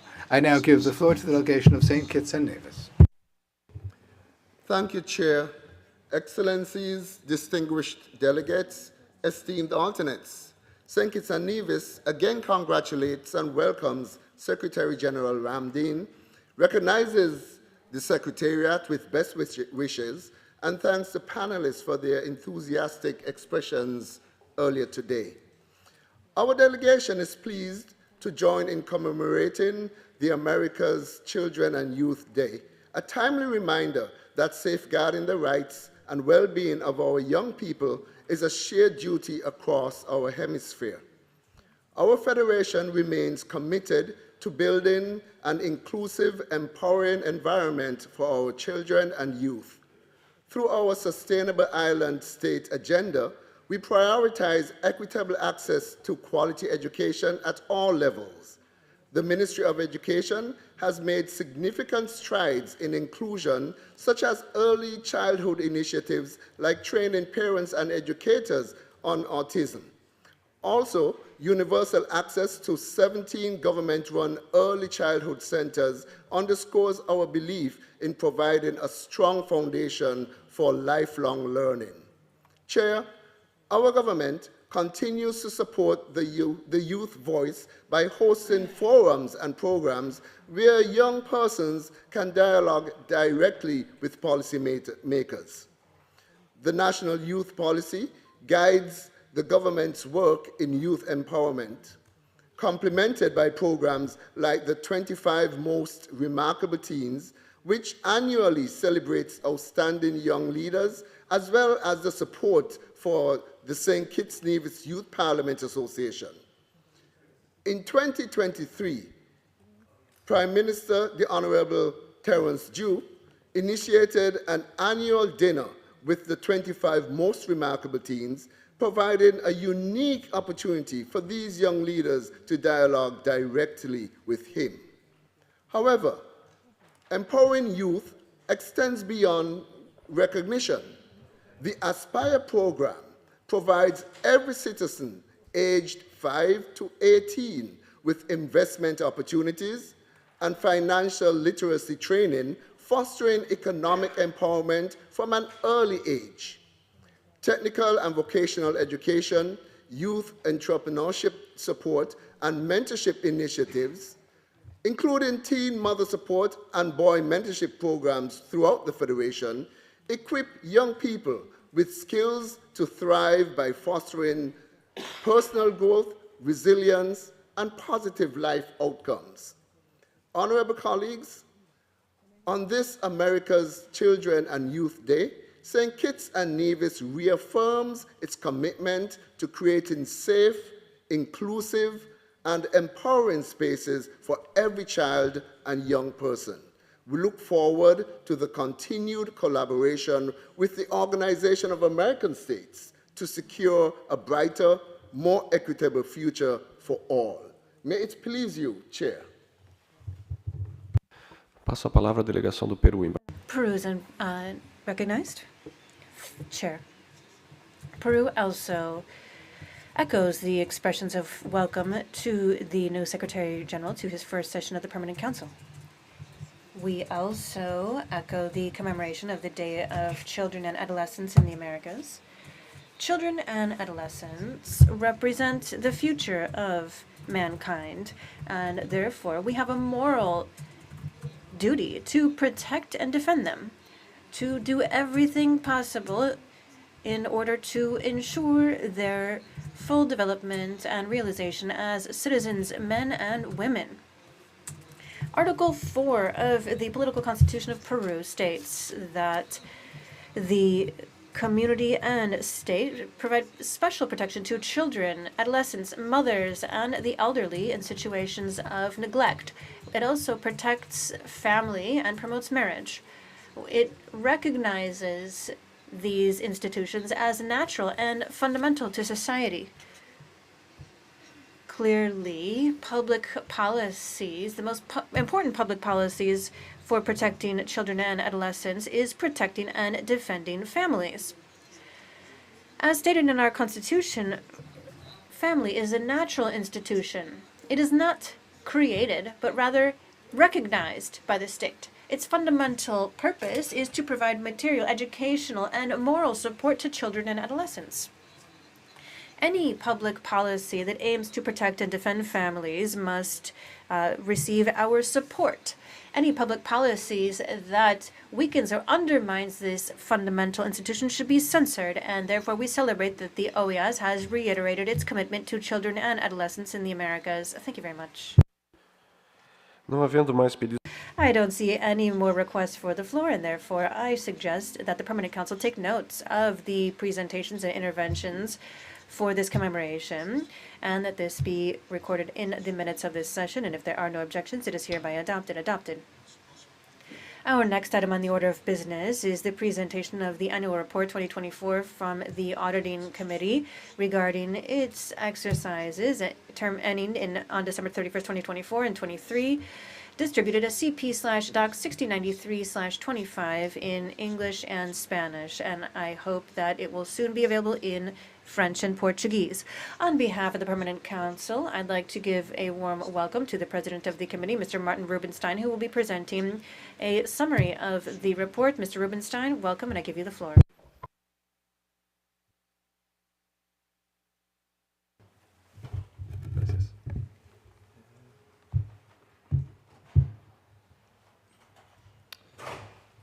Distinguished Chair, Member State officials, colleagues, thank you for the opportunity to speak today. I will use these 7 minutes to present the key findings of the Audit Committee's 2024 annual report, focusing on strategic, financial, and institutional risks, many of which are not new but remain unresolved. Despite a challenging environment, the OAS ended 2024 with a surplus in the regular fund of $17.9 million. This is an increase over 2023 and a welcome signal of fiscal stability. But as the Audit Committee clearly notes, this result masks deeper, more systemic issues. The financial situation of the OAS remains structurally imbalanced and increasingly unsustainable. That is the central theme of this year's audit, and it demands attention. Let's start with liquidity. While we avoided borrowing from the Treasury Fund in 2024, we are projected to resume short-term borrowing during 2025. Why? Because of the ongoing delays and unpredictability in quota payments from member states. The committee again warns that our ability to function, our ability to pay staff, maintain buildings, deliver mandates is compromised by this instability. Moreover, while the 2024 budget increased to $90.4 million, departments still reported $15.4 million in unmet needs. At the same time, the funding gap for fully executing all active mandates now stands at $20 million. In short, we are doing more with less until we simply cannot. The external auditors issued an unmodified opinion on the financial statements for both 23 and 24. This indicates that the financial statements present a fair and accurate view of the OAS's financial position in accordance with applicable accounting standards. However, it does not mean financial stability. Achieving a clean audit opinion, despite ongoing financial challenges, such as budgetary shortfalls, delayed quota payments, and liquidity concerns, demonstrates strong internal controls and sound financial reporting practices by the Secretariat. A clean audit opinion should not lead to complacency. It presents an opportunity to build on current strengths by addressing noted observations and reinforcing risk management practices, particularly as the OAS navigates leadership transition and long-term reforms. The proliferation of mandates is becoming a critical vulnerability. In 2024, 251 new mandates were approved, more than triple the number added in 2023, bringing the total to 1,548. Using the new Sigma system, the OAS has now identified 604 as active. These active mandates are estimated to require $45 million to implement, yet only $26.6 million has been budgeted. We are structurally overcommitted and under-resourced. While the committee commends the implementation of the Sigma system as a major step toward mandate accountability, but tools alone won't resolve the problem unless we use them to drive difficult decisions, to prioritize, to consolidate, and sunset mandates that no longer serve strategic goals or that include clear funding. The report also notes a decline in voluntary contributions, especially from traditional donors. The shift in global funding priorities leaves institutions like the OAS competing for a shrinking pool of resources. To address this, the Audit Committee recommends a modernization of our donor strategy, targeting private sector partnership, new channels, and emerging economies. We must invest in digital tools, outreach, and impact reporting. These are not nice to haves. These are necessary if we are to sustain the specific funds and reduce dependency on a handful of contributors. Strong institutions require strong governance. This is especially true in times of financial constraint and uncertainty. The Audit Committee raises concerns over delayed or partially implementation of our previous recommendations. For instance, it has now on 9 occasions recommended the elimination of early payment discounts. It has made the case 12 times for quarterly quota payments with penalties for noncompliance. Yet these measures remain unimplemented. 2025 marks a transitional year with the arrival of new Secretary General. The committee underscores that this is an opportunity for change, but only if paired with strategic discipline. It is recommended that the incoming administration adopt a comprehensive, costed strategic plan that includes programmatic, operational, and administrative expenditures. Piecemeal budgeting is no longer tenable. We need a plan that reflects the full cost of delivering on our ambitions and that aligns with a realistic assessment of our resources. Additionally, the service hub model piloted in the Dominican Republic, Costa Rica, and Panama shows promise for decentralizing and localizing service delivery. However, the success of this initiative depends on further investment and coordination with national offices. Finally, a word on modernization. The OAS core enterprise system remains behind schedule and overextended, initially targeted for 2025. Implementation is now delayed until 2026. The current financial system is outdated, unsupported, and vulnerable. This is not an IT issue. It is a strategic issue. Without integrated digital infrastructure, we cannot deliver transparency, efficiency, or effective risk management. The committee stresses that leadership, governance, and accountability are more critical than funding alone. Colleagues, in conclusion, the committee's message is clear. Progress has been made, but it is uneven, incremental, and at times fragile. You are managing a short-term surplus, but sitting on long-term structural vulnerabilities. We must treat this report not as a routine audit, but as a strategic warning and a call to action. The time for repeating recommendations has passed. The time for implementation is now. Thank you. Muito obrigado. Thank you very much, Mr. Rubenstein, for your presentation, and I will now open the floor for delegations that would like to intervene on this item in the agenda. Passo a palavra à delegação. Chile is recognized. Thank you very much, Chair. First of all, thank you very much to the Auditing Committee. This is a fundamental task to overcome the challenges we face as an organization, and we salute the openness and willingness to dialogue and receive input and address certain structural issues that we face, which are more pressing than ever right now.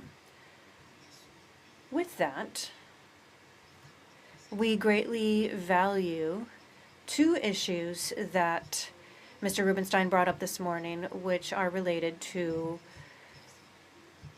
what to do with regard to challenges for implementing the LRP, which, as he stated, this is a topic related to IT, but also strategy. How do we make sure that the OAS remains viable? The second issue worth highlighting is that the recommendations from the committee when it comes to modernizing resources and the capacity to diversify and the donation base and the situation presented last Friday upstairs. And we think that there is a nice framework to move forward in this area. The third, which we believe is the most complex when it comes to addressing these challenges, is the challenge of the quota payments. As Canada stated, the minimum responsibility that states have to this organization, the absolute bare minimum, is to pay what they commit to paying. And we believe that this is more of a political than financial issue. And so we need to speak to the membership as well as the committee. And we need to get out of this quagmire. What I mean to say is that today, the only punishment, the only penalty for not paying on time is not getting a discount. Because, of course, we have the carrot and the stick, but it's two sides of the same coin. And so, my delegation fears, and we are more concerned than ever about this, that the measure of this recommendation financially, of withdrawing the incentive, will give us a situation where we have neither a carrot or a stick, and the responsibility of the states to fulfill their absolute minimum commitment to this organization will be even scantier than what we talked about just a few sessions ago. So far, 2/3 of the members have not paid their quotas this year, and we fear that this will lead us to a situation where we are financially suffering even further, and we also need to address this in the committee in the future. Thank you very much, Chair, for putting this item on the agenda. Thank you very much, Mr. Rubenstein, for sharing your report with us. Thank you very much. Canada, please. Ambassador. Thank you very much, Chair. At the outset, thank you very much to Mr. Rubenstein and the Chair of the Auditing Committee for this presentation, as well as for your passion and dedication to the OAS. You and your colleagues carry out a very important task, which guides member states and the Secretariat to strengthen the OAS. The annual auditing report provides us with essential information that must be considered, and it must be done so with great seriousness. Canada recognizes the improved internal controls within the Secretariat, and this is the fruit of arduous work in collaboration between the CAP and the Secretariat, and we salute that effort. We also greatly appreciate that there's a lot of ground to cover still in order to make the OAS more sustainable and effective. We fully support the report's assessment on the importance of last year's third-party external review and the urgency of addressing its recommendations. Canada recognizes that last year was an exemplary fiscal year, but sadly an exceptional one in which a majority of quotas were paid on time. As the report rightly states, for the first time in many years, the OAS did not rely on borrowing from the Treasury to maintain operations. And importantly, it reported a surplus cash balance at the end of December. Bravo. This year, however, we could be in a very different situation, as the organization risks falling into debt. This is an outcome that we must all work to prevent. As noted in the presentation, the OAS is structurally overcommitted and underfunded. Once again, our appreciation goes out to the whole Audit Committee for this important report and also its call to action for all of us. Thank you very much, Mr. Chair. Passo a palavra à delegação da... Dominican Republic is recognized. Please go ahead. Thank you very much, Chair. The Dominican Republic would like to thank Mr. Rubenstein for his annual report on the fiscal exercise, which concluded in December 2023 and 2024. We also appreciate the efforts of the Auditing Committee. Thank you very much for the rigor and technical quality of the report. This is a fundamental tool to strengthening transparency and institutional governance within the OAS. We are very pleased to note that despite the persistent financial and structural challenges that we face at the OAS, the auditors have issued an unchanged opinion on the financial status of the funds and entities, and this achievement is a recognition of the strong commitment, discipline, and responsibility of the teams responsible for the financial management of the OAS. At the same time, we recognize the importance of the observations and recommendations stemming from the report, particularly those aimed at strengthening financial sustainability, improving budget planning, and moving forward with structural reforms, which is key for the efficient operations of this organization. In that sense, we underscore the achievements with the regional service centers, particularly the operations from the center in the DR. This initiative reiterates the staunch commitment that we have to strengthening our institutions at the OAS, promoting more efficient administrative management that is decentralized and more cost-effective from the General Secretariat. Finally, the DR reiterates its full willingness to continue to work to strengthen the management, financial supervision, and sustainability of our operations at the OAS.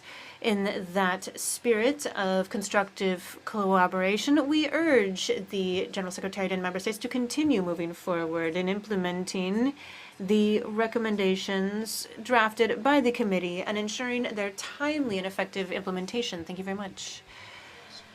Mexico, please go ahead. Thank you very much, Chair. Mexico would like to express its gratitude for presenting these reports, and we recognize the professional, independent work of the Audit Committee and its contribution to transparency, accountability, and institutional sustainability at the OAS. We greatly value the progress recorded, including information on the financial status and increases to the reserve fund, which is still below the regulatory threshold, as well as the adoption of more competitive criteria for the recovery of indirect costs.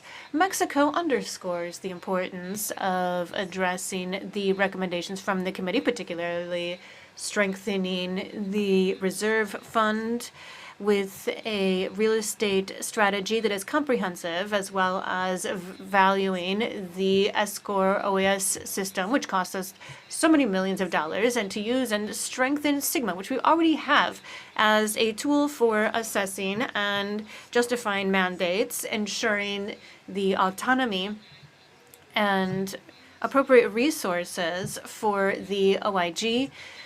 We also support the need to diversify sources of financing through digital platforms that are efficient, as well as a robust resource mobilization strategy. Chair, Mexico urges the General Secretariat to drive a comprehensive strategy for institutional strengthening, to prioritize efficiency, rational management, as well as the financial sustainability and operational sustainability of our organization.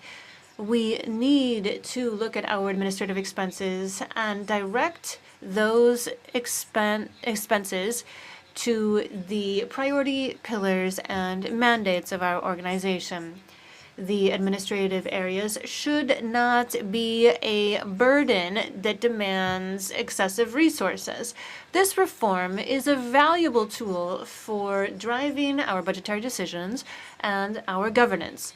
That is why I'd like to reiterate our staunch commitment in Mexico to institutional and financial sustainability at the OAS, as well as our willingness to take part constructively in monitoring these recommendations drafted by the Audit Committee. Thank you very much, Chair.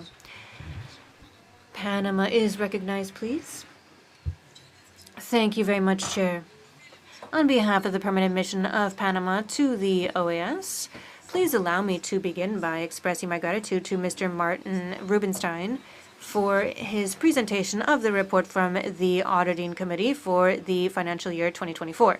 This report provides us with a technical review, which is sine qua non to understand the financial status of our organization, and it also gives out an urgent call for action. The OAS continues to face serious structural challenges. This requires a concerted, responsible, strategic effort on behalf of all members. We celebrate the achievement of receiving unchanged opinions on the financial status for 2023 and 2024, as well as the progress that we've seen in strengthening the reserve fund and implementation of the Sigma system. However, we share the concerns expressed by the committee when it comes to the budgetary imbalances, which remain persistent, the problems with cash flow, and the need of a structural reform in our quota system.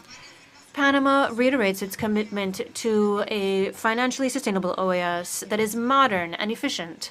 That is why Panama has presented its candidacy to join the audit committee of this organization. We believe that from this platform, we can actively contribute to strengthening the control mechanisms, transparency, and accountability, which are so sorely needed in the inter-American system. In that sense, we are honored today to be here at this session with Jorge Isaac Escobar. He is a Panamanian professional with a long recognized experience in finance and auditing, and he is representing our country as a candidate to the audit committee. His expertise and commitment to transparency, ethics, and institutional governance mean that he is a valuable resource for this supervisory body. Chair, in times like this that demand leadership, we cannot allow financial sustainability in our organization to be a permanent structural weak point. We respectfully call on all member states to go beyond the legitimate political differences we all have to work together and protect the institutional future of this shared home. Panama reiterates its willingness to collaborate closely with the Auditing Committee, with the General Secretariat, and with all member states. Thus, we will ensure that our budget is in line with our strategic priorities and that each dollar invested in the OAS be a dollar that contributes to democracy, human rights, security, and development in our region. Thank you very much. I don't see any further requests from the floor, and therefore I suggest that the Permanent Council take note of the report from the chair of the OAS Auditing Committee, contained in document CP/Doc 6093/25, and forward it to the GA with observations and recommendations from the member states. And if there are no objections, it is hereby agreed. Agreed. The next topic on our agenda, and at the request of the ASG, we will now hear a presentation from the Department of Social Inclusion of the OAS General Secretariat and PAHO on human rights and mental health in the Americas pursuant to the mandate of Resolution 3028 of the GA. And therefore, I would like to salute and give the floor to Dr. Beltilde Munoz Bogosian, the Director of Social Inclusion of the OAS General Secretariat. Director Munoz Bogosian, welcome, and I give you the floor.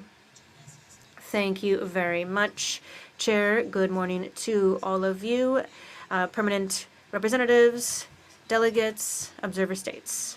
I'm honored to speak to all of you, and thank you to the authorities of the Permanent Council for providing us with this space to reflect on a topic of growing urgency for our region: mental health understood as a fundamental human right. Today, alongside PAHO, we are presenting the report Human Rights and Mental Health in the Americas, which is the fruit of a joint effort between our institutions. And please allow me to share the context of this initiative and its relevance from a human rights approach. At the outset, it's important to underscore that with this report, we are fulfilling the mandate of Resolution AG Res 3028 adopted by the GA in 2024. This was a milestone in explicitly recognizing that mental health is an inseparable dimension of protecting human rights in the Americas. Collaboration between PAHO and the General Secretariat of the OAS is one successful example of coordination between technical experience in public health and a robust human rights and inclusion approach.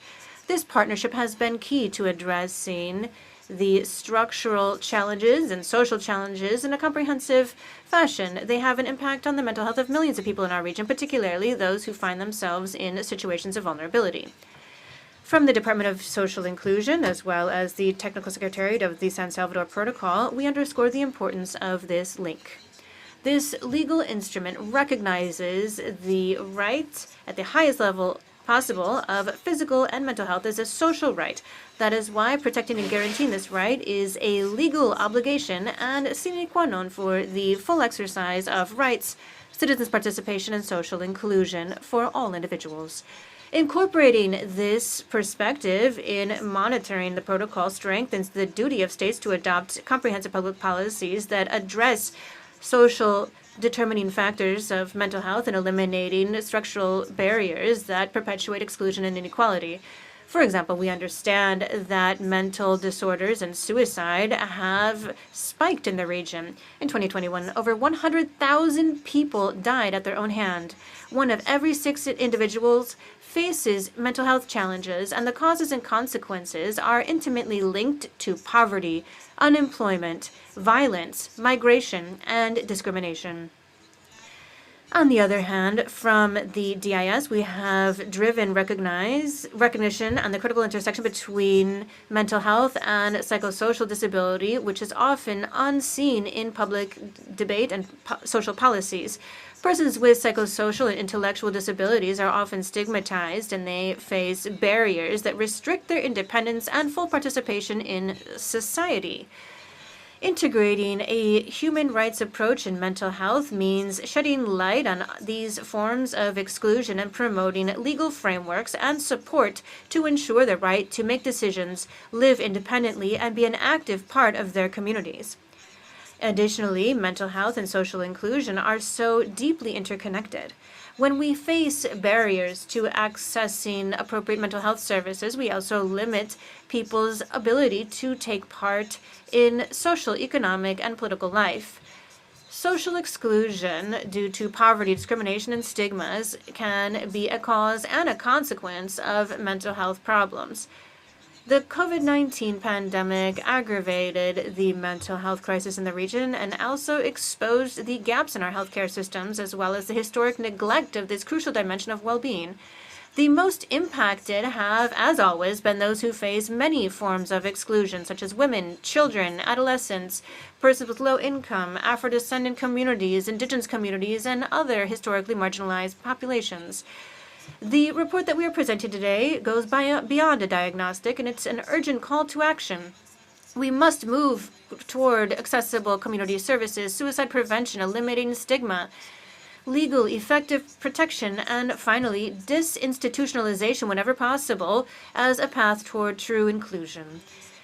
We are deeply grateful to PAHO for its commitment and technical leadership, as well as to all of the member states that actively participated in drafting the report, including the San Salvador Protocol Working Group, the Special Rapporteurship on Economic, Social, Cultural, and Environmental Rights, REDESCA, the Inter-American Commission on Human Rights, the Committee for eliminating all forms of discrimination for persons with disabilities, studies, and civil society organizations. And we hope that this can translate into transformative, concrete actions. And with that stated, Chair, I will close my intervention. Thank you very much. Muito obrigado, diretora Munhoz. Thank you very much, Director Munoz Pogosian, for your remarks. I would now like to greet Renata Souza, who is the head of mental health and substance abuse at Pan American Health Organization. Dr. Souza, welcome. You have the floor.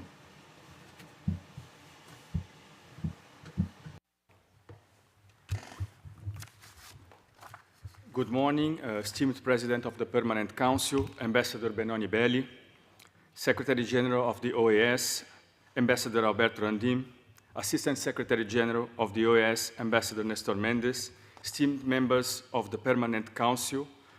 It's an honor to be here today to present the report, Human Rights and Mental Health in the Region of the Americas to you.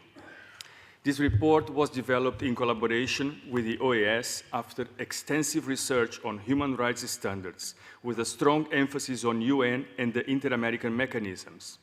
The report relies on three principal sources of data: regional, PAHO, and World Health Organization mental health indicators, responses to an open civil society consultation carried out through an online questionnaire, and inputs gathered from a series of virtual consultations with national directors of mental health, a member of SEDIS, and the working group on the Protocol of San Salvador.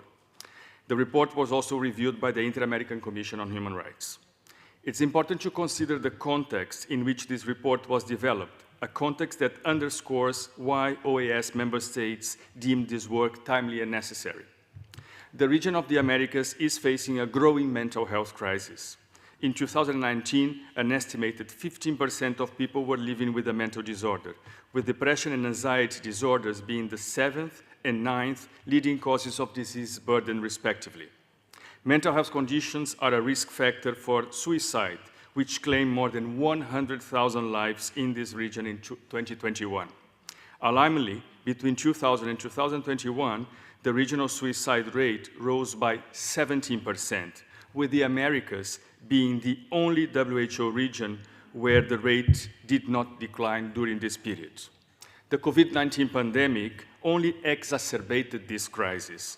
It was estimated that in 2020, major depressive disorders rose by 35%, and anxiety disorders by 32% in Latin America and the Caribbean due to the pandemic. Through its analysis, the report named the following as key challenges to the full exercise of human rights by people living with mental health conditions. Legislation on mental health that is not fully aligned with the international human rights standards, has not recently been revised, or is not well enforced or consistently applied. Profound stigma and discrimination associated with mental health conditions, which is pervasive across societies and compounded for members of marginalized populations. Poor access to community-based mental health services, influenced by the low availability of culturally appropriate mental health services in the community and high out-of-pocket costs. The continued use of long-stay psychiatric hospitals to house people with mental health conditions, where they are segregated from the community, stigmatized, and susceptible to violations of their human rights. High and rising rates of suicide in this region. A lack of up-to-date quality data on human rights for mental health and on mental health in general, making it difficult to accurately assess the current situation in the region and to measure progress over time. Very low government funding for mental health, which is insufficient to match the regional mental health burden. A lack of active and effective participation by people with mental health conditions and members of civil society in the formulation, execution, and evaluation of public policies related to mental health. Taking into account these challenges, the report recommends for your consideration that the OAS member states take the following overarching measures. Commit to elevating the prominence of mental health, grounded in a human rights approach on national political and legal agendas. Strengthen multi-sectoral action and decision-making on mental health with a human rights-based approach. increase investments in mental health, directing new spending and reallocating existing funding towards prevention and community-based mental health care, and facilitating deinstitutionalization. Adopt affordable, effective and feasible strategies to promote, protect, and restore mental health to reduce risk factors, build resilience, and establish healthy, supportive environments for mental health. Promote child-adolescent mental health as a priority, and develop and strengthen mechanisms to facilitate and ensure the full and effective participation in society of people with mental health conditions, their families, and representative organizations and civil society. And finally, the report recommends that the Organization of American States and actors of the Inter-American System maintain a continued dialogue on human rights and mental health in the Americas within OAS political organs to promote the implementation of standards and recommendations included in this report. Jointly develop with PAHO regular follow-up reports on the region's progress in achieving the above-mentioned recommendations, and take into account and/or incorporate the findings and recommendations of this report, where appropriate, into existing mechanisms of the OAS, enhancing the application of indicators related to this topic. Thank you very much. Ofereço a palavra aos delegados. I offer the floor to those delegations that wish to speak to this point on the order of business. Mexico is recognized. Ambassador, you have the floor. Thank you. Mexico thinks it is extremely important that we've included this item on the Permanent Council agenda, and we recognize the presentations that have been, we acknowledge the presentations that have been made. My delegation would like to express gratitude for the leadership of Antigua and Barbuda in presenting the draft resolution of facing the serious mental health crisis in the Americas, which is to be considered at the upcoming General Assembly. For the government of Mexico, the right to health is conceived of from a perspective that is person-focused, with free, quality, universal services in which mental health is a national priority. Since the reform in the general law on mental health and addictions, Mexico has consolidated a comprehensive care model that articulates mental health with primary health care services, with a community-based approach that is also intercultural, informed by human rights with a gender perspective, and also mindful of intersectionality and covering the entire period of life of human beings. This approach is fully in line with the principles of PAHO for improving mental health and suicide prevention, and it's also consistent with Res AG 3028 of this organization, which Mexico actively promoted. This resolution, it represents significant progress on reaffirming the obligation of states to ensure that mental health policies and services are in line with international human rights law, and on suggesting actions to strengthen the legal, institutional, and community frameworks from an intersectional perspective that is focused on persons and with an approach based on the need for full rights. Mexico understands you cannot have comprehensive health without mental health. And so addressing this type of suffering at the General Assembly is the right way to bolster and recognize the significant work already being undertaken by the PAHO. Our special gratitude to Ambassador Ronald Sanders for his government's leadership on this issue, aimed at strengthening the well-being of persons and defending their dignity and rights. Thank you, Chair. I now give the floor to the representative of Paraguay, Ambassador. Thank you very much, Chair. First of all, I'd like to extend greetings to the Secretary General, who's with us today, Mr. Albert Ramdin, and also Assistant Secretary General Nestor Mendez. We're grateful for the inclusion of this important topic in the agenda in line with paragraph 10 of AG Res 3028, adopted at the last General Assembly held in 2024 in Asunción, and likewise that we acknowledge and thank the panelists from Pan American Health Organization, the Department of Social Inclusion, whose presentations have provided us significant information regarding the challenges posed by mental health and human rights in the Americas. We're also grateful to the delegation of Antigua and Barbuda for having prioritized mental health on the agenda of the upcoming General Assembly as proponent of a draft resolution on the topic. For a long time, mental health has been subjected to stigma and silence. President Santiago Peña has offered a new approach to this issue, looking at the historical, socioeconomic, cultural, ideological, and psychological factors. Ever since the law 7018 came into force in Paraguay, the Paraguayan state has expressly recognized mental health as a fundamental human right that is guaranteed throughout the national territory in keeping with international treaties, the relevant international treaties. The resolution and its regulatory decree are aimed at ensuring the right to humanized care, focused on the person and looking at the psychosocial factors. It's also geared to the community so that persons with significant psychiatric conditions can live outside a hospital seeking to avoid unnecessary and prolonged hospitalization and at the same time facilitating recovery in dignified spaces and also contributing to take away the social stigma associated with mental disorders, but by integrating the use of mental health services to day-to-day life and to the community, thus fostering empathy and respect among citizens. On this basis, through programs for training human resources and investing in infrastructure that have been implemented by the Ministry of Public Health and Social Well-being, the government of Paraguay has displayed its firm commitment to providing mental health care that is ever more accessible and human for those who need it. Chair,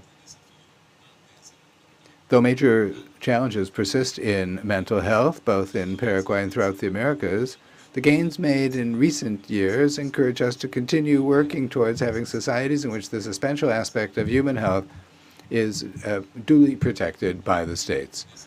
In conclusion, we wish to highlight the fundamental importance of international cooperation for strengthening our institutional capabilities in respect of mental health, particularly highlighting the work of the Pan American Health Organization.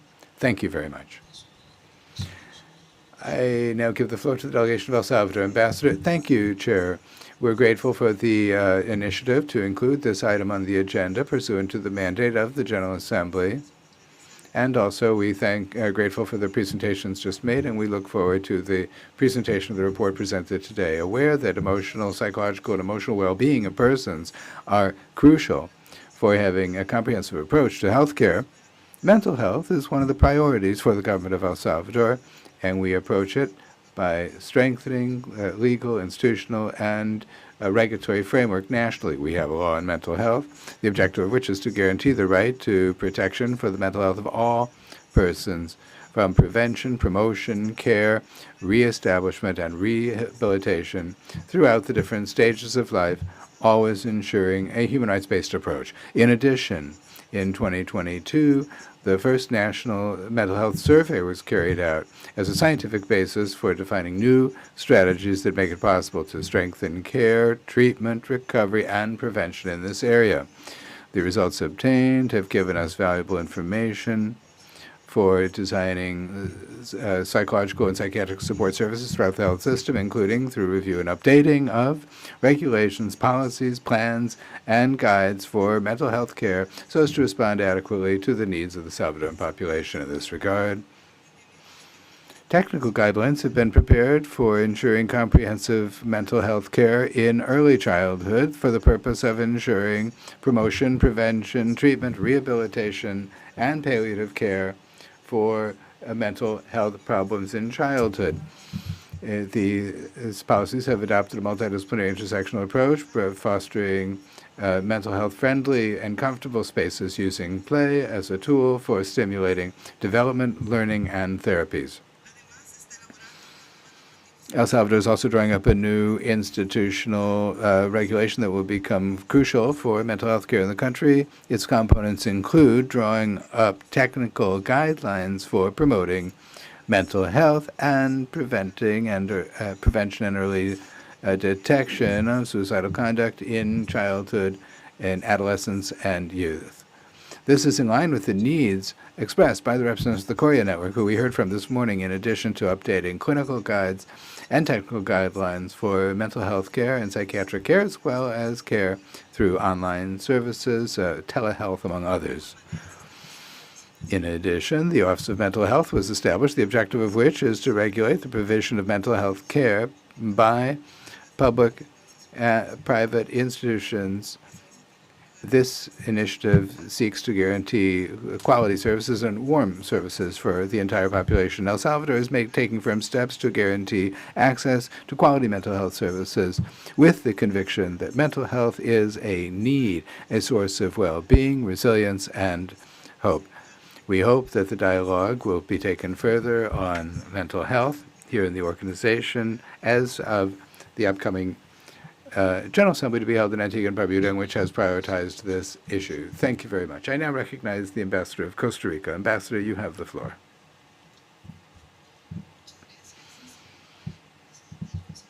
Thank you very much, Chair Benoni Belli, Secretary General Ramdin, Ms. Betilde Munoz, Director of the Department of Social Inclusion of the OAS, Mr. Renato Oliveira, welcome, Director of the Department of Non-Communicable Diseases and Mental Health at the Pan American Health Organization.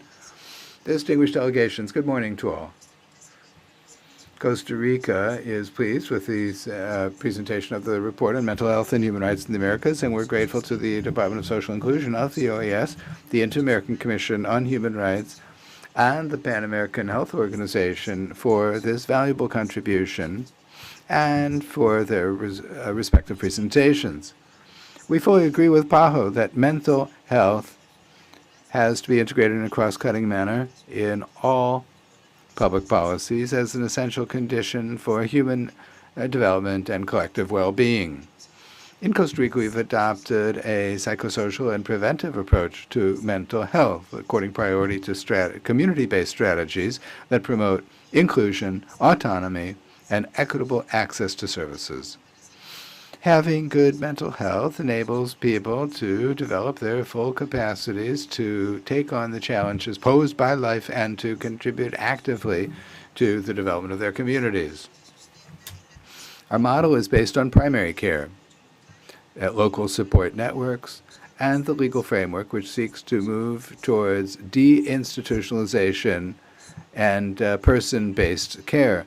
We also recognize the indissoluble relationship between mental health and other social determinants of health, such as violence, poverty, discrimination, and exclusion, as we've heard in today's presentations. For this reason, our policies are tied to intersectoral actions that take in education, as well as workplace and social protection. Costa Rica reiterates its commitment to a human rights-based approach, promoting healthy settings, reducing the stigma, and promoting the active participation of persons who have mental health conditions in the design, implementation, and evaluation of public policies. Costa Rica recognizes the leadership of the delegation of Antigua and Barbuda, headed up by Ambassador Ronald Sanders and his team, in giving impetus to the resolution confronting the serious mental health crisis in the Americas. And we are also grateful for the call for the parallel event called Bringing Together the Region of the Americas in Favor of Mental Health, from Commitment to Action. And that's to be held in the context of the upcoming General Assembly, which will be holding in St. John in late June. We think it's essential to continue going forward with awareness raising and the regional political commitment. Thus, we support the proclamation of an Inter-American Mental Health Week that contributes, coordinating with the Pan American Health Organization, to doing away with the stigma and giving visibility to this agenda in an ongoing fashion. Chair, One key point is suicide prevention. To design effective public policies in health and education, it's essential to have disaggregated data, solid indicators that reflect the realities and needs of our populations, especially those in vulnerable circumstances. Mental health should cease to be invisible. Promoting it and protecting it is a shared responsibility that requires an urgent, interinstitutional, and intersectoral response with a transformative and sustained approach. For this reason, Costa Rica will continue to be a firm and active ally in the Inter-American system, committed to an inclusive mental health agenda that is also preventive and based on human rights. Thank you very much. I now give the floor to the delegation of Guatemala. Thank you very much, Chair. First of all, we'd like to acknowledge the presence of Secretary General Ramtin and his team, and we welcome them all, and likewise Assistant Secretary General Mendez. Guatemala expresses its recognition on the inclusion of this point of the agenda, as well as its firm commitment to protecting and promoting human rights in the area of mental health. Guatemala is very concerned about the growing mental health crisis affecting the Americas, which, according to data from PAHO and UNICEF, has an impact on more than 160 million people in the region, bringing about disability, premature deaths, and deepening social and economic inequalities. In this context, the situation of youth is especially alarming. According to figures from the Ministry of Health and Social Assistance of Guatemala, 55% of suicides in 2022 were of adolescents and young people ages 11 to 30. Aware of this reality, Guatemala has strengthened its commitment to mental health through public policies and strategic plans that address it as a cross-cutting priority. The National Mental Health Policy 2023-2028 promotes equitable access to quality mental health services. It gives impetus to decentralization of care, and it prioritizes a community-based approach that is based on human rights. Plus, our National Development Plan and government policy place well-being and health as keys to national development, underscoring the importance of protecting and guaranteeing the human rights of the entire population. In the regional context, Guatemala greatly values the technical assistance provided by PAHO, which has been fundamental for strengthening our capabilities for coordination, preparation, and response in terms of mental health and psychosocial health in emergency situations. Such accompaniment has significantly contributed to the resilience of our communities and to the continuity of essential services in adverse contexts. Chair, mental health is an essential component of overall well-being and the integral health of persons. It is a fundamental human right that suggests the need for us to be able to take well-informed decisions individually and collectively to have healthier societies. And investing in health is investing in human development, social development, and sustained growth. Guatemala reiterates its commitment to carrying out its international obligations regarding human rights, and we welcome the efforts of PAHO reflected in its regional health and suicide prevention programs, as well as the work of the Inter-American Committee to eliminate the discrimination against all persons with disabilities, and also the Unit on Persons with Disabilities of the Inter-American Commission on Human Rights. We underscore appeals to step up investment in mental health and to accord priority to youth in designing national and regional strategies. We also applaud the initiative to give priority to mental health at the 55th General Assembly of the OAS to be held in Antigua and Barbuda.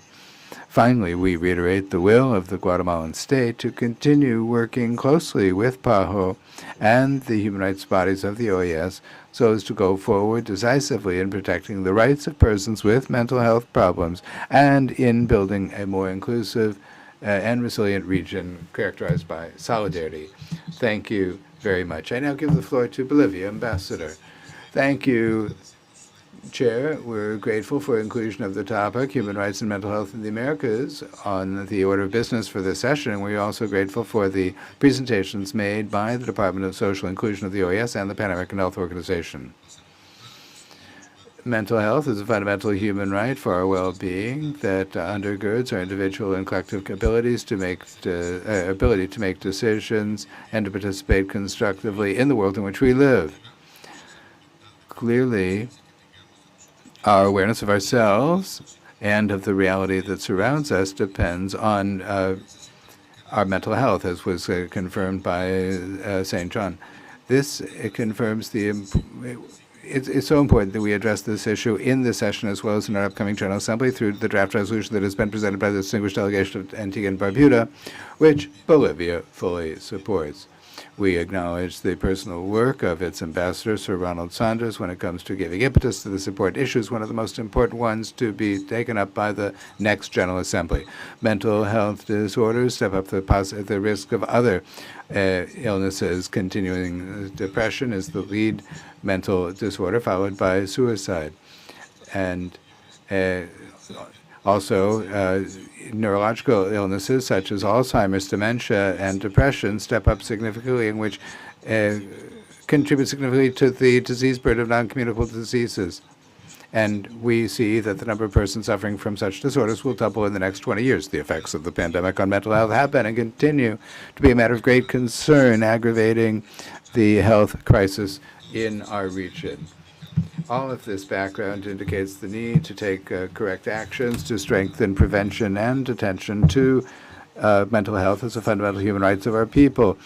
So Bolivia reaffirms our commitment to the Comprehensive Plan for Mental Health of the World Health Organization 2013 to 2030, which was approved at the World Health Assembly, and which takes in the entire life cycle to promote measures so supportive of mental health and well-being of all persons, preventing mental health problems among persons with risks, and guaranteeing universal health coverage in respect of mental health. We also support all regional actions undertaken in this framework. Thank you very much, Chair. I now give the floor to the delegation of Brazil. Thank you, Chair. The delegation of Brazil would like to thank Dr. Betilde Munoz and Dr. Renato Souza for their presentations. This pursuant to the mandate proposed by Brazil and included in the resolution on human rights that was approved by the last OAS General Assembly.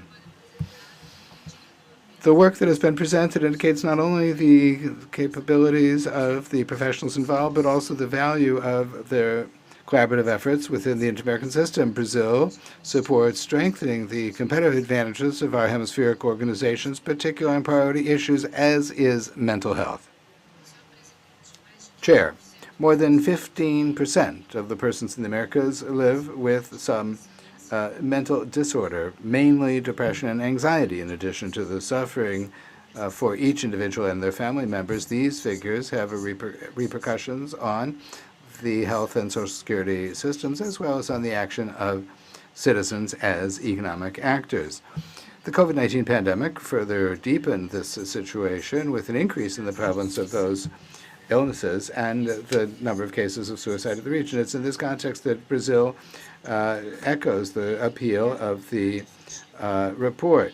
Mental health should be effectively a priority by allocating budget resources and including the issue in several public policies. We also agree with the appeal to have a human rights approach to mental health, which includes not only respect for and protection of patients, but also effective provision of services. Mr. Chairman, the government of Brazil has made decisive progress in this regard. In 2024, Brazil went beyond the barrier of 3,000 psychosocial care centers that are up and running with coverage in more than 2,000 municipalities of Brazil. The recent expansion of the psychosocial care network was also at a very high pace. In the last 2 years, 604 new posts were established. So we now have more than 6,300 such networks in all of Brazil.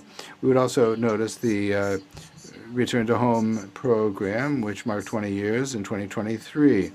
Through psychosocial care and granting financial benefit, the program seeks social reinsertion of former inmates, including with a view to the full exercise of their civil and political rights. In 2024, this benefit expanded 51%. Chair, with the expansion of therapeutic residential services, beds in general hospitals and units, other units, it was possible to reduce the number of psychiatric beds from 51,000 to about 10,000 from 2002 to 2024. It's a long road to go for psychiatric reform in Brazil, but Brazil continues to be firm in this objective in line with its human rights commitments. Thank you very much. I now give the floor to the Dominican Republic. Ambassador, you have the floor. The Dominican delegation would like to thank the ASG Ambassador Nestor Mendez for requesting that we include this topic on today's order of business, as well as thank you very much for the presentations from Dr. Bedelia Munoz and others. Mental health care from states is more of a priority and more relevant than ever. We must provide care for all types of health, and that includes mental health, both transmissible diseases, non-transmissible diseases, and mental health, as well as other conditions. The COVID-19 pandemic, as we've already heard, led to a breakdown worldwide, and one of the consequences was the psychosocial impact that it had, and we have seen structural flaws in healthcare systems when it comes to mental health care. That is why we believe it's important for us to address and shed light on this topic constantly. Thank you very much to Ambassador Sanders of Antigua and Barbuda for bringing mental health to the attention of member states, as well as with the draft resolution to address the serious mental health crisis in our region, as well as the proposal of an event in the framework of the 55th regular period of sessions of the GA, called Seeking a Regional Drive to Promote Mental Health. To conclude, Chair, I'd like to highlight that for the Dominican government, mental health care is a priority, and this is reflected in the increase by so far 300% in mental health care, and we also believe it's important to include it in primary health care, and we've created 3 psychosocial clinics for patients with psychological disorders to provide timely treatment and facilitate social reincorporation for individuals impacted by a mental health condition, as well as including specialists in mental health in emergency departments in our public hospitals. Thank you very much. Chile, please. Thank you very much. Chile, thanks you for the presentations that have been made. Also, thank you very much to you for putting this item on the agenda. Also, thank you very much to the ASG, Nestor Mendez, and his note, Brazil's leadership, and what we are seeing in Antigua and Barbuda, where we will be addressing this topic at the upcoming GA. This is a topic, Chair, that makes a huge difference with just a few words. Sometimes we talk about how talking doesn't do anything, it's just talking, but we have seen that putting this item on the agenda is in itself a huge leap forward, and even more when we think about human rights, because this forces us to consider a series of factors that are particularly relevant when we think about mental health. We think about its link.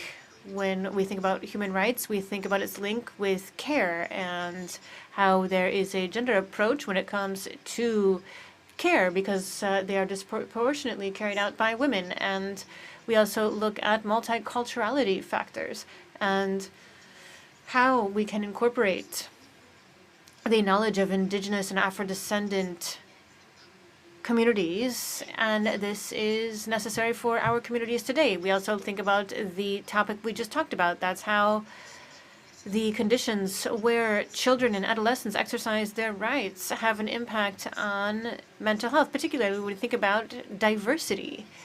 And we can also think about this when we are addressing public activities, sometimes carried out by private agents. And when we think about human rights, once again, it involves, of course, whether the work of a state is carried out by a private individual or entity. This is, of course, is very important. So briefly, I'd like to share with you what we are doing in Chile and what our government has been doing. We have seen a 49% increase in our mental health budget and a series of activities. We have mental health centers. We have a hotline for suicide prevention. We have lowered the price of medications. We've increased the number of scholarships for psychiatry students. But this cannot be adopted only from the perspective of a government. We need cross-cutting commitments throughout the state. And last Sunday, we saw our president Boric state that there will be a comprehensive mental health care bill being presented. And I'd like to quote, it states, as a society, we must talk about mental health. It is so important for us to address the huge burden faced by millions of Chileans, often in silence due to discrimination. Mental health is important and we will value it. And then we can see that what we are doing is becoming a reality, and this is so valuable. Thank you very much, Chair. Guyana is recognized. Mr. Chair, my delegation thanks you and the presenters for facilitating the presentation of this item. We have taken note of the findings and the need for more proactive approaches in addressing mental health and the overall well-being of the peoples of the Americas. In Guyana's case, the importance of a human rights-based approach to addressing mental health has been acknowledged and incorporated into the National Mental Health Action Plan for 2024 to 2030. The plan, developed with the invaluable support and guidance of the Pan American Health Organization, PAHO, considers the challenges, gaps, and progress identified in the evaluation report on the Guyana's 2015 to 2020 mental health plan and seeks to ensure that the population has the right to access respectful, inclusive, and culturally appropriate mental health services. Significantly, these rights are protected by Mental Health Protection and Promotion legislation and the Suicide Prevention Act. The current plan is aligned with the World Health Organization Mental Health Action Plan 2013 to 2030 and PAHO's Policy on Mental Health 2022. It focuses on 6 strategic areas, namely strengthening governance and leadership for mental health. Second, comprehensive, integrated, and community-based mental health care. Third, suicide prevention plan to reduce suicides in Guyana. 4, alcohol and substance use services to ensure demand reduction. 5, intersectoral collaboration for rehabilitation, promotion of mental health, prevention of mental disorders, and increasing mental health literacy. And 6, strengthening information systems and research. Recently, the government, in collaboration with a private sector entity, officially launched national mental health initiatives and also the Health Matters animated series. The initiatives seek to strengthen mental health awareness, education, and support across Guyana and are reflective of a commitment to promoting and protecting mental health, breaking the stigma around mental health disorders, and ensuring that accessible, compassionate care is available to all. We see value in the significant work being undertaken nationally and regionally and look forward to further collaboration and cooperation to facilitate the protection of the mental health of our populations and the provision of mental health services grounded in a human rights-based approach. I thank you, Chair. Passo a palavra. Grenada is recognized. Thank you, Mr. Chair, SG, ASG colleagues. Grenada welcomes this timely discussion and extends appreciation to ASG Mendez for placing this item on today's agenda. We also thank, sincerely so, the Director of the Department of Social Inclusion and the representative of PAHO for your insights, for your information, and for your leadership here today. Mental health, as you have said, is indeed a fundamental human right. It speaks to the dignity, equity, and access, principles that are central to the inter-American system. Grenada views mental health not as a peripheral issue, but as a pillar of inclusive development and democratic resilience. In this regard, the country has taken some bold steps, which, with your permission, I'd like to share. In 2022, a government created a dedicated Ministry of Mental Health, Wellness, and Religious Affairs, a full cabinet-level institution. I know this is not a big deal for many countries, but for us, it represents the establishment of a moment of change and recognition of the importance of mental health. It is a reflection of political will and national commitment. The ministry's mandate spans coordination of mental health services, community outreach, destigmatization efforts, and policy reform. Already it has convened national planning sessions aimed at standardizing care delivery, enhancing community-based services, and improving access in underserved areas, especially in rural communities.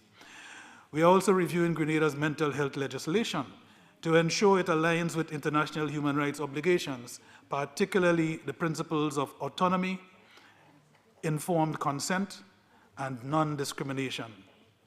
We have prioritized youth mental wellness, notably through the Youth and Mental Health Caravan, which engages schools and communities with tools for resilience, self-care, and access to support.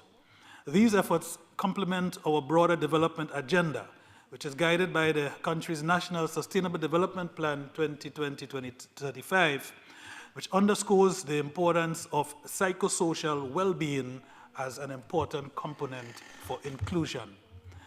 We have also formed strategic partnerships. Our engagement with the Mount Sinai Health System in New York will modernize national healthcare infrastructure, including mental health services and its delivery.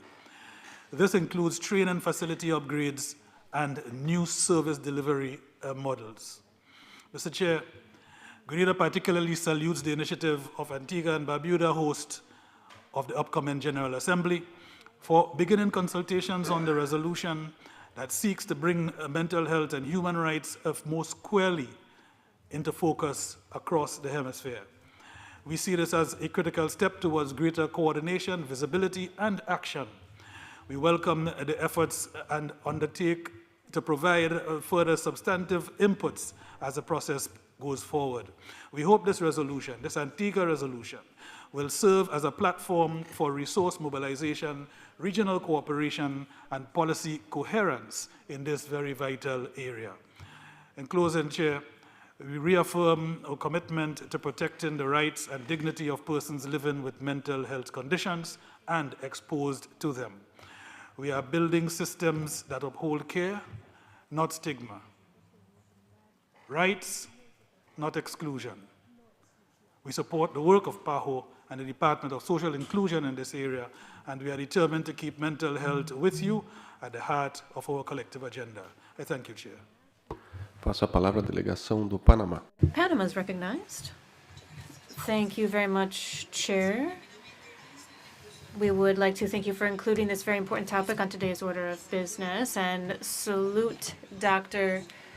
Batilde Munoz from the DIS, as well as the representative of PAHO for their very valuable presentation. When it comes to human rights and mental health in the Americas, this topic deserves all of our attention. Mental health has historically been relegated to a back burner in public agenda, and today it's recognized as a central dimension of individual and collective well-being and an essential component of the right to health enshrined in the Inter-American Instruments and international human rights instruments as well.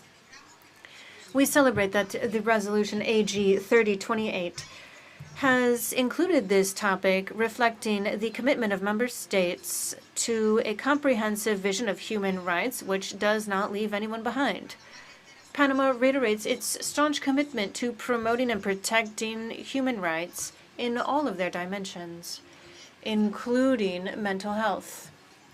In the last several years, our country has strengthened the public institutionality of this topic by adopting Law 1304 in 2023, which develops human development, mental health, and ensures national coverage.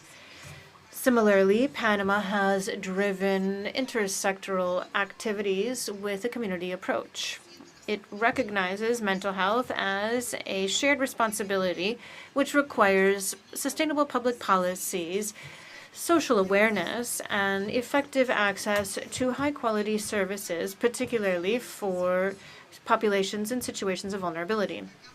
We also underscore initiatives carried out in Panama, such as the suicide prevention campaign for youth, training mental health and psychological staff, as well as providing decentralized networks for care.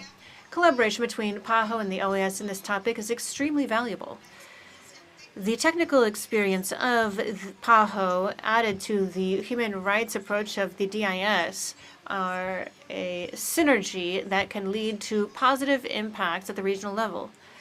In that sense, we are grateful and recognize the work of the DIS as well as PAHO for this joint effort, which not only enriches the work of this organization, but also offers a roadmap to moving forward with mental health systems that are more humane, accessible, and resilient for our Americas. We reiterate our willingness to continue to collaborate with both entities as well as member states in order to move forward toward a fairer, more healthy, and equitable region. Thank you very much. Passo a palavra. Honduras. Thank you very much, Chair. This is the first time my delegation has taken the floor, and so I'd like to recognize the presence of the Secretary General, Albert Ramdin, for the first time at this Permanent Council. The Permanent Mission of Honduras is grateful for the presentations by the Director of DIS, as well as the representative of PAHO. Mental health as a human right for decades has been marginalized from the public agenda, and today more than ever, it demands our collective attention. Honduras recognizes that mental health is indispensable for individual well-being, social cohesion, and building lasting peace. And that is why, under the leadership of President Castro, our country has shouldered its commitment to strengthen mental health care comprehensively, equitably, with a human rights approach. In February of this year, our government, through the Secretariat of Health in collaboration with various key stakeholders, which comprise the Interinstitutional Roundtable on Mental Health, took a key step forward in adopting a new public policy for mental health in Honduras. The aim was to carry out and evaluate the strategic axes of this policy from a multi-sectoral approach. The session is a fundamental milestone in consolidating our comprehensive strategy as a country, seeking a response to structural challenges that have impacted mental health care and establishing a state policy that guarantees its sustainability. Additionally, this initiative seeks to transform mental health care and ensure equitable, sustainable access to preventive services, care, and rehabilitation to address problems that impact our population's mental health challenges. Mental health can no longer be a privilege. It is an inalienable human right and the responsibility of states to ensure that all individuals, without distinction, have access to high-quality services free of discrimination. We salute the initiative of the Permanent Mission of Antigua and Barbuda with regard to the draft resolution to address the serious mental health crisis in the region, as well as the parallel event taking advantage of the regional drive to move forward in mental health to be held in the framework of the 55th regular period of sessions of the GA. We reiterate our willingness to actively cooperate in regional and international mechanisms to share best practices, build evidence, and promote safe, empathetic, and resilient environments for all populations in the region. Thank you very much. Passo a palavra à delegação do Uruguai. Uruguay. Thank you very much, Chair. We reiterate once again our commitment to promoting and protecting human rights in all their dimensions. And in this case, in particular, we would like to refer to something that has often been relegated to the back burner and even stigmatized. That's mental health. Thank you very much to Antigua and Barbuda for your leadership in this area and addressing mental health at the upcoming GA. In this context, our country would like to underscore our support for any effort and drive to put mental health at the very heart of our hemispheric human rights agenda. Chair, Uruguay has made strong steps forward in this area, and in 2016 we adopted a comprehensive mental health law which created an advanced regulatory framework for community health care focused on autonomy, social inclusion, and dignity. The aim was to ensure access to mental health care and protection for anyone in the country with a human rights perspective for all individuals, particularly mental health care users. We also promote comprehensive healthcare services, active participation from users, and an intersectional approach. However, we recognize that adopting this law was only the first step. Today, we face significant challenges when it comes to our national situation as well as regionally, and we must exchange experiences, learn lessons, and overcome challenges together. Chair, we cannot continue to leave mental health on the back burner. Silencing challenges that require immediate and emergent approaches is unacceptable. Thank you very much. Não havendo mais...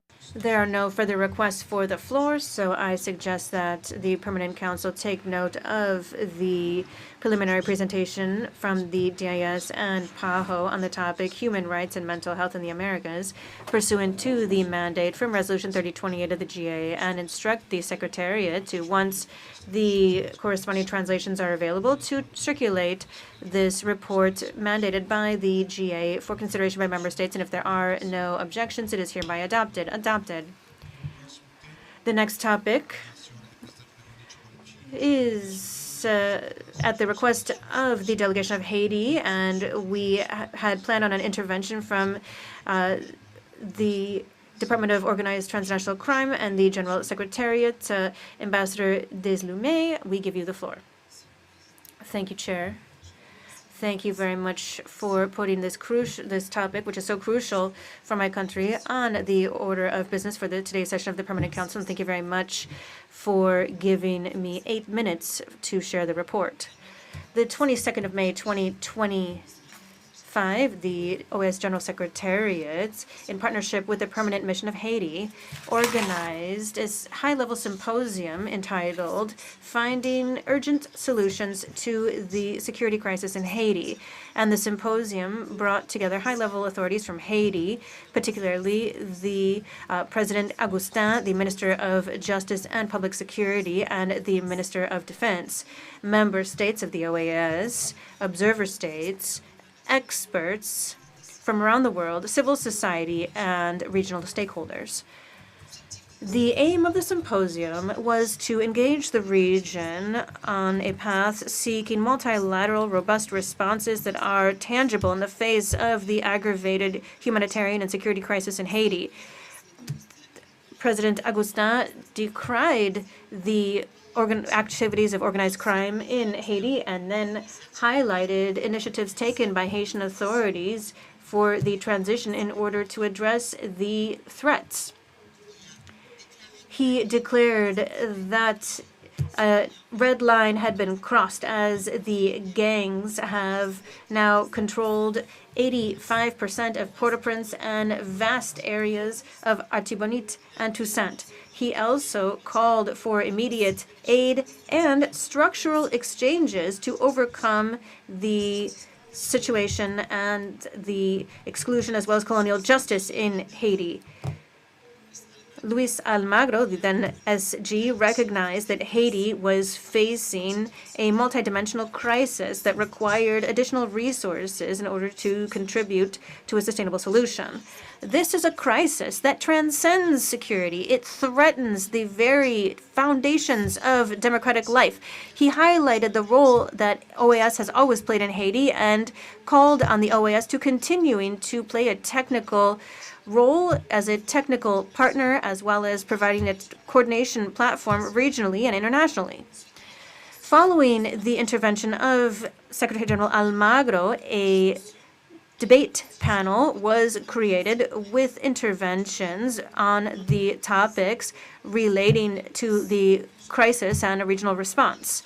The Minister of Justice of the Republic of Haiti, Patrick Pellissier, intervened on the challenges of the legal system in the context of a security crisis caused by armed gangs and how to provide justice.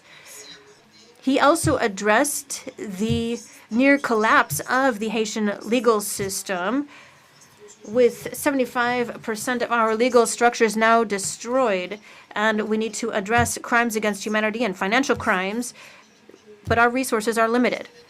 The Minister of Defense, Jean-Michel Moïse, presented on the transnational dimension of the security crisis and initiatives by armed forces to protect the critical infrastructure. He saluted international partners such as Mexico, which contribute up to 700 soldiers to the armed forces, and noted that they do not have enough equipment, and we also need air and marine surveillance as well as arms interdiction, and we need to strengthen their capacities in general.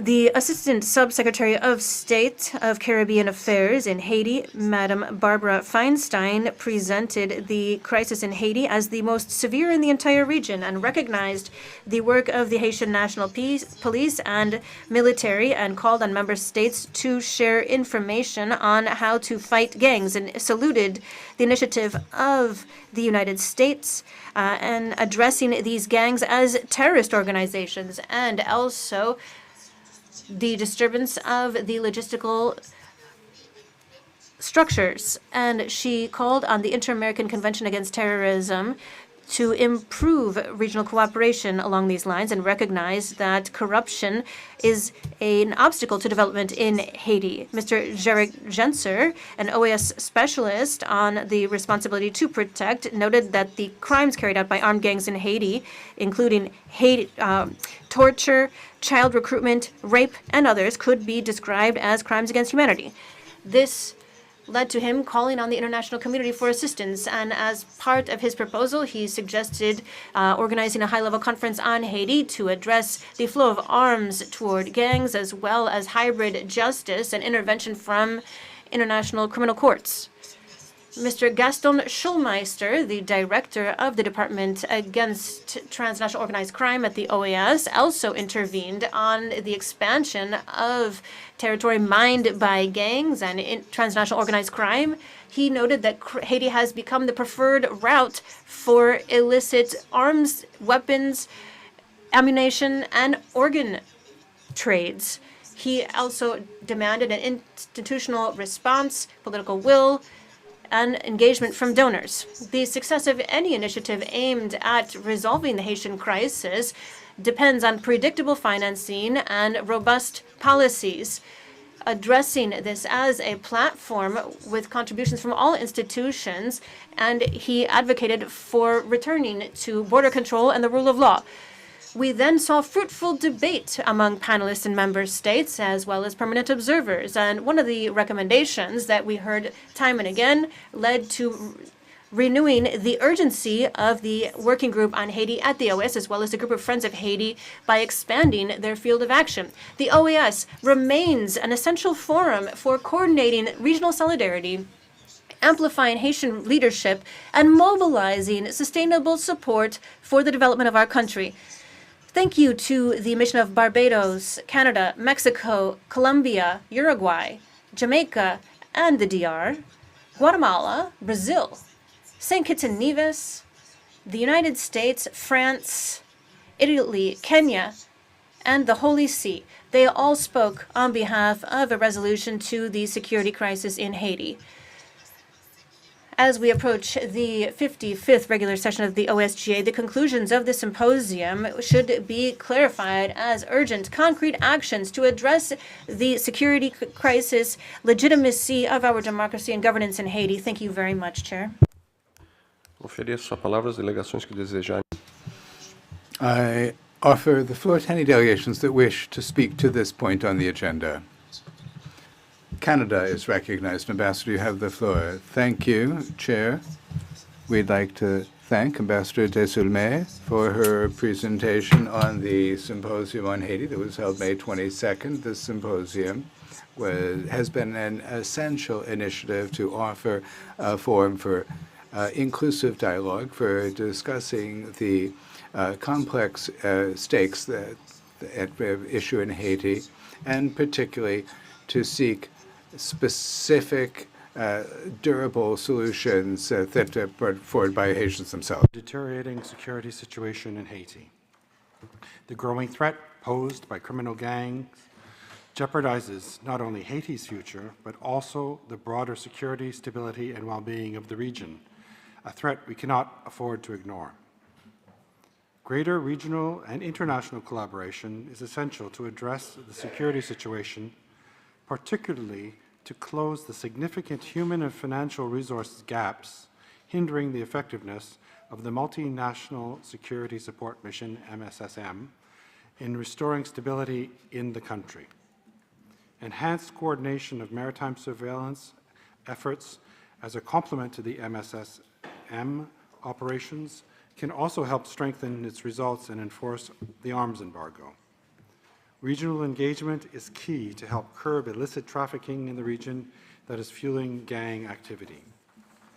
We therefore underscore the importance of maintaining an open and sustained dialogue among regional and international partners to ensure our collective support to Haiti and that we remain coordinated, effective, and responsive to evolving realities on the ground and Haitian leadership. In that light, we warmly welcome our new Secretary General's commitment to make Haiti a greater priority for us here at the OAS. Thank you, Mr. Chair. Passo a palavra à delegação. I now give the floor to the delegation of Mexico. Ambassador, you have the floor. Thank you, Chair. The delegation of Mexico takes note of presentation of the report on the symposium that was held last 22 May. We recognize that the serious crisis that Haiti is facing requires urgent responses, but also sustained, coordinated responses that are respectful of Haitian sovereignty, focused primarily on developing national capabilities and institutional strengthening so that the responses can be indeed sustainable. The role of the international community in seeking solutions to the Haitian crisis continues to be fundamental. For this reason, we reiterate our appeal to carry out the provisions of Resolutions 2616 and 2653 of the UN Security Council, especially as regards fighting illicit trafficking in small and light weapons in Haiti and throughout the region. It's equally important to support the Integrated Office of the United Nations in Haiti, MINU, so that it can coordinate with the Presidential Transition Council in the dialogue on the political, legislative, and structural reforms that are necessary to move forward toward holding free, fair, and independent elections. At the hemispheric level, we consider it fundamental that efforts be geared to continuing to bring about conditions for an inclusive dialogue among the Haitian actors that would make possible an institutional and peaceful solution to the crisis. We underscore that any effort from the OAS related to Haiti must be set forth within its powers and mandates, respecting the fundamental principles of the OAS Charter, especially regarding self-determination of peoples, respect for sovereignty, and non-intervention in the internal affairs of other states. Chair, Mexico is one of the main countries supporting training for Haitian security forces with a total of 762 members of its armed forces who have received training since 2018. We reiterate our willingness to continue working closely with the sister country insofar as security conditions so permit through international cooperation actions and assistance in the area of agriculture, diplomatic and academic training, and electoral preparations. This reflects our commitment to the security and stability of Haiti. Mexico reiterates its willingness to continue working constructively with Haiti, sticking to our constitutional principles that govern our foreign policy, supporting initiatives in appropriate forums and within the framework of international law, so as to support the Haitian people in the search for a solution to the serious multidimensional crisis they face. Thank you. Chair, I now give the floor to St. Lucia. Thank you, Chair. St. Lucia extends its appreciation to the delegation of Haiti and the OAS General Secretariat for convening the important symposium held on May 22nd. We also thank the permanent representative of Haiti for the comprehensive report on the symposium, which reflects the urgency and complexity of the situation on the ground in Haiti. The security and humanitarian crisis in Haiti continue to be a matter of grave concern for the entire hemisphere. The insights and recommendations emerging from the symposium are a valuable basis for strengthening the OAS commitment to the Haitian people and for guiding practical, coordinated responses from the regional and international communities. St. Lucia stands in firm solidarity with the people of Haiti and reiterates our unwavering support for efforts that aim to restore peace, democratic governance, and the rule of law in that country. We remain deeply concerned about the deteriorating security environment and the human suffering that encompasses it. And we echo the call for urgent and sustained regional and international cooperation to combat the pervasive violence and transnational criminal activity afflicting Haiti. We look forward to continued engagement on this matter, particularly at the upcoming 55th regular session of the General Assembly, where we hope further concrete steps will be taken to support Haiti's path towards stability, security, and institutional restoration. Thank you. Passo a palavra à delegação de El Salvador. I now give the floor to the delegation of El Salvador. Ambassador, you have the floor. Thank you, Chair. We thank the permanent representative of Haiti, Ambassador Desulme, for presenting the results of the symposium of finding urgent solutions to the security crisis in Haiti, which was recently discussed. The current situation of Haiti, which was put forth very clearly and broadly in the symposium, is a new appeal to reinforce our support for and solidarity with the people of Haiti. El Salvador has shown its support for that sister nation time and again. It has faced for decades a profound multidimensional crisis, which has taken any number of innocent lives and had any number of impacts on the quality of life of the Haitian people. We have a spirit of solidarity. Our support to Haiti has included the contingent of 68 members of the military as part of the multinational force to support security in Haiti, making available our best equipment and personnel with wide-ranging experience who carry out medical evacuation tasks.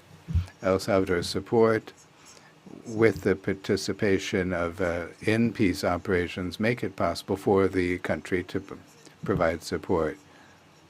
El Salvador has freed itself from the scourge of gangs and improved in security. That makes us feel optimistic that the sister Republic of Haiti will achieve its long for freedom and development. Despite the obstacles faced by the multinational mission to support security, we believe that the commitment of the inter-American international community will prevail, motivated by the shared desire to transform the reality of Haiti through this and other initiatives proposed at the symposium, particularly to also carry out the mandates established by the Permanent Council and by our General Assembly, where there's been clear identification of all the areas in which the OAS can make contributions based on existing agreements and availabilities in the system. Thank you. I now give the floor to the delegation of Guatemala. Thank you very much, Chair. The delegation of Guatemala is grateful for inclusion of this point on the agenda. Presentation of the report of the symposium coming forth with urgent solutions to the security crisis in Haiti. It was organized by the General Secretary of the Mission of Haiti. This event is a significant opportunity for dialogue with participation of high-level Haitian authorities, representatives of civil society, staff of the OAS General Secretariat, among others. The presentations offered make possible a clear, in-depth analysis of the impacts of transnational organized crime on security and on the justice system in Haiti. They noted the urgent need for a coordinated, comprehensive, effective international response. Guatemala fully shares in the concern over the critical situation faced by the sister people of Haiti. The prolonged instability has had humanitarian, social, and economic consequences that are extremely adverse, weakening its institutions and having a severe negative impact on the quality of life of the population. We're convinced that only through collective efforts based on solidarity and that are sustained efforts will it be possible to move towards a lasting and stable peace. In this context, we reiterate the urgent need for a comprehensive, sustainable solution that not only bolsters public security, but that also promotes institutional strengthening and total respect for human rights and bolstering of democracy through free and fair and transparent elections. The rebuilding of Haiti should be based on the reestablishment of its institutional framework as well as the strengthening of its democratic structures. Guatemala firmly supports all multilateral efforts aimed at contributing to stabilizing Haiti. We value the commitment taken on by the member states in the ad hoc ECOSOC group of the UN, as well as the working group of the OAS on Haiti, convinced that international cooperation is an essential pillar for bringing about propitious conditions that guarantee well-being, security, and dignity for the Haitian people. And along the same lines, we support the work of the multilateral mission of support for Haiti, which was also established through the UN Security Council. This is an initiative that answers to the pressing need to reestablish public order, and it is a key component for moving towards the political and institutional recovery of Haiti. As a specific sign of our commitment to hemispheric peace and security, I wish to note that for January of 2024, Guatemala deployed a military unit made up of 150 members of the Guatemalan Army, including 19 women, as part of the contingent to support this international mission. Chair, Guatemala reiterates its firm support for the people of Haiti and its full willingness to continue collaborating actively with the international community and under the principles of solidarity, cooperation, and unbreakable commitment to peace and security in the hemisphere. Thank you very much. I now give the floor to the delegation of Colombia. Thank you very much. Chair, first I'd like to recognize the presence of Secretary General Albert Ramdin and reiterate our best wishes for his successful term.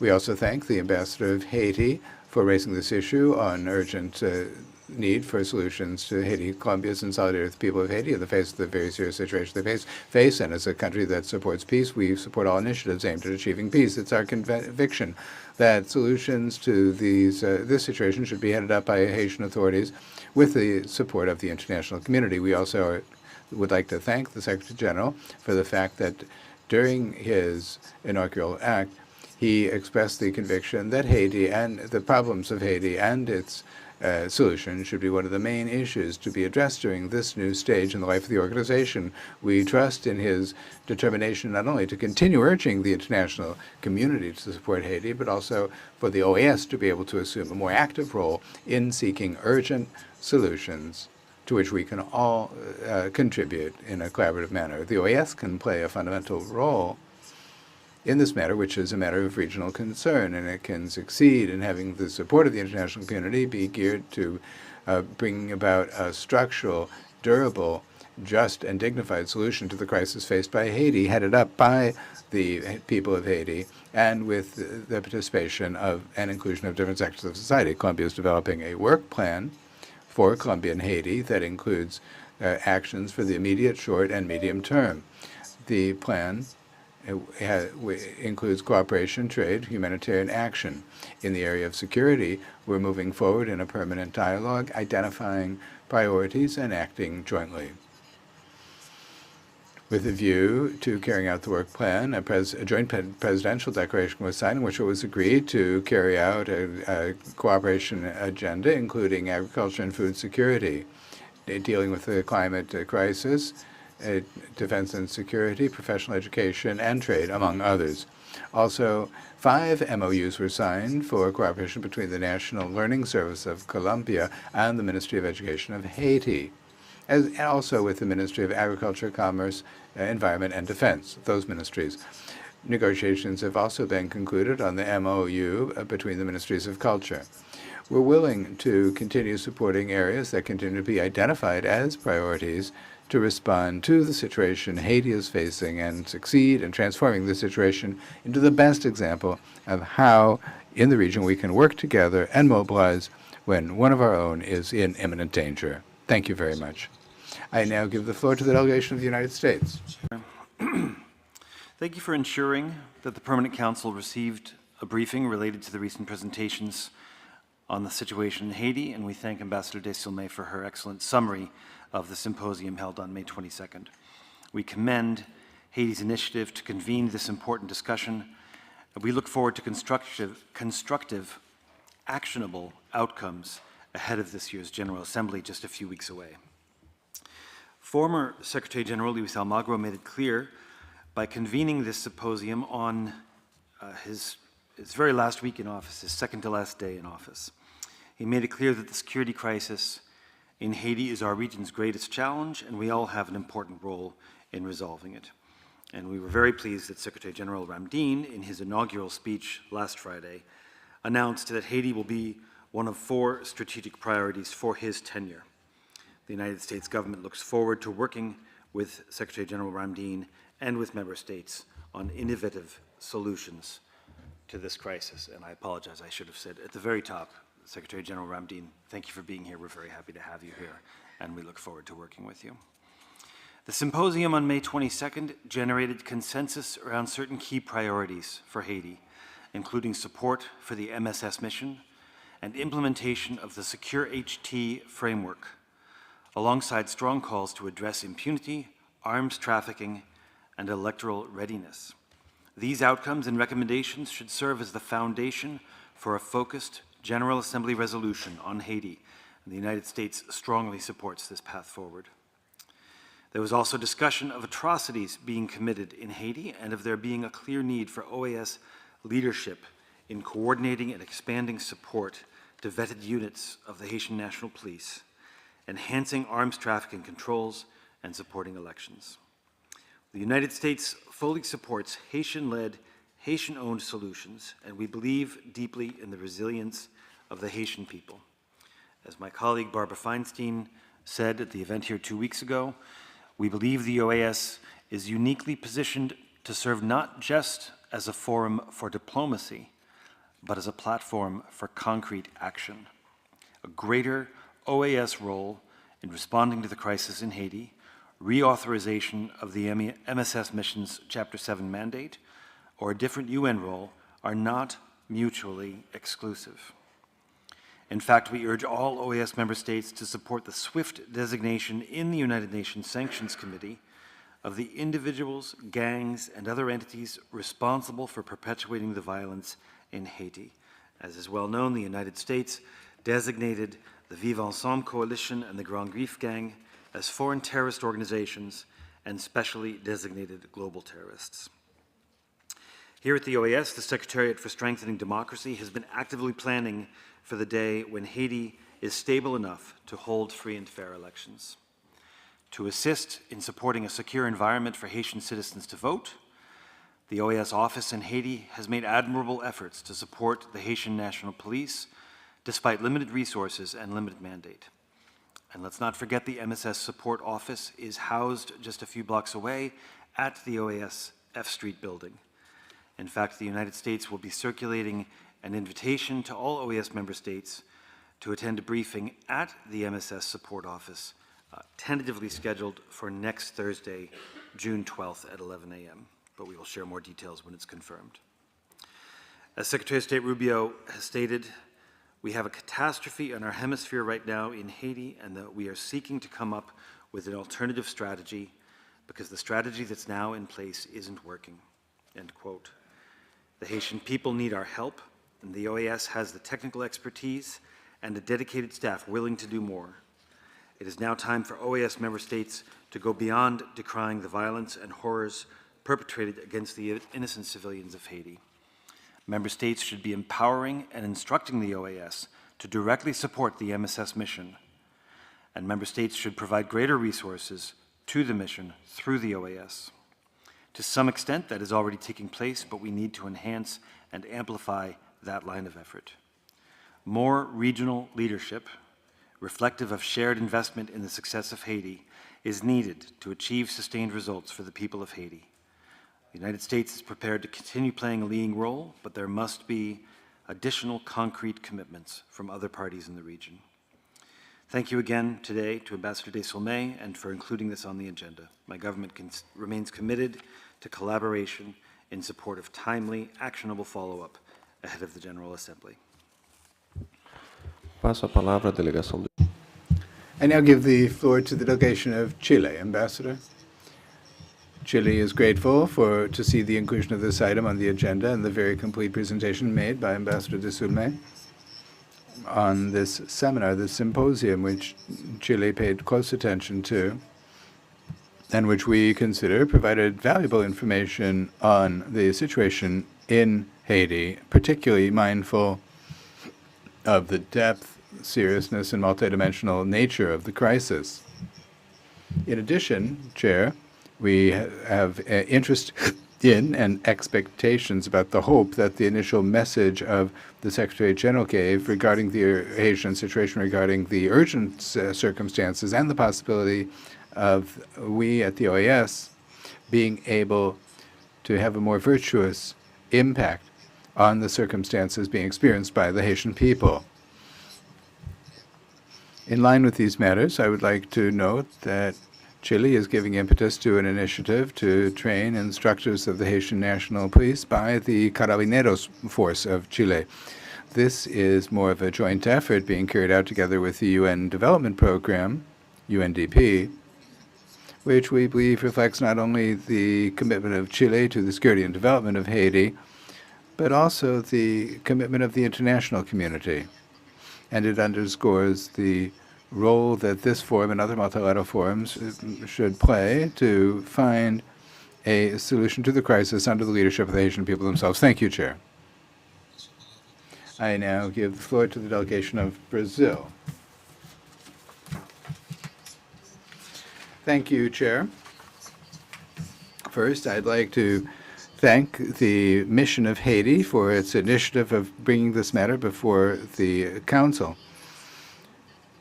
I welcome once again the emphasis given by Secretary General Abdel-Ramdin to the need for an articulated response to the serious crisis being experienced by the sister Republic of Haiti. As was mentioned at the symposium on May 22nd, Brazil is closely following the multidimensional crisis being experienced by Haiti. The solution to this crisis should be led by Haitians and should have should count on the support and solidarity of the region. We affirm our willingness to continue supporting the authorities of the country as they seek stability. Chairman, in the current situation of a worsening of the violence provoked by the gangs, security is a precondition for the Haitian government to be able to score gains in other areas, including in the institutional consolidation of the country and in providing essential services to the population. For Brazil, the United Nations should continue to play the central role in seeking solutions. In this context, we recognize the important work done thus far by the multidimensional mission to support security in Haiti. We must, however, note the challenges faced in carrying out the mandate, particularly due to the lack of resources. Overcoming the crisis requires a multifold response. staunching the continuous flow of weapons to the gangs is key and demands guaranteeing full implementation of the sanctions regime of the UN with respect to Haiti, including with respect to an arms embargo. Political stability is also a crucial factor for fighting the violence. A united political front is important to fight the serious threat posed by the gang violence. We encourage the Haitian authorities to continue efforts for political consensus building, and we recognize the essential work of the Caribbean community in this regard. An all-encompassing response to the crisis must also address elements for consolidating peace. That's necessary for Haiti's search for stability, sustainable development, food security, institutional strengthening, full respect for human rights in all of its dimensions, and a robust judicial system combined with efficient and responsible police forces.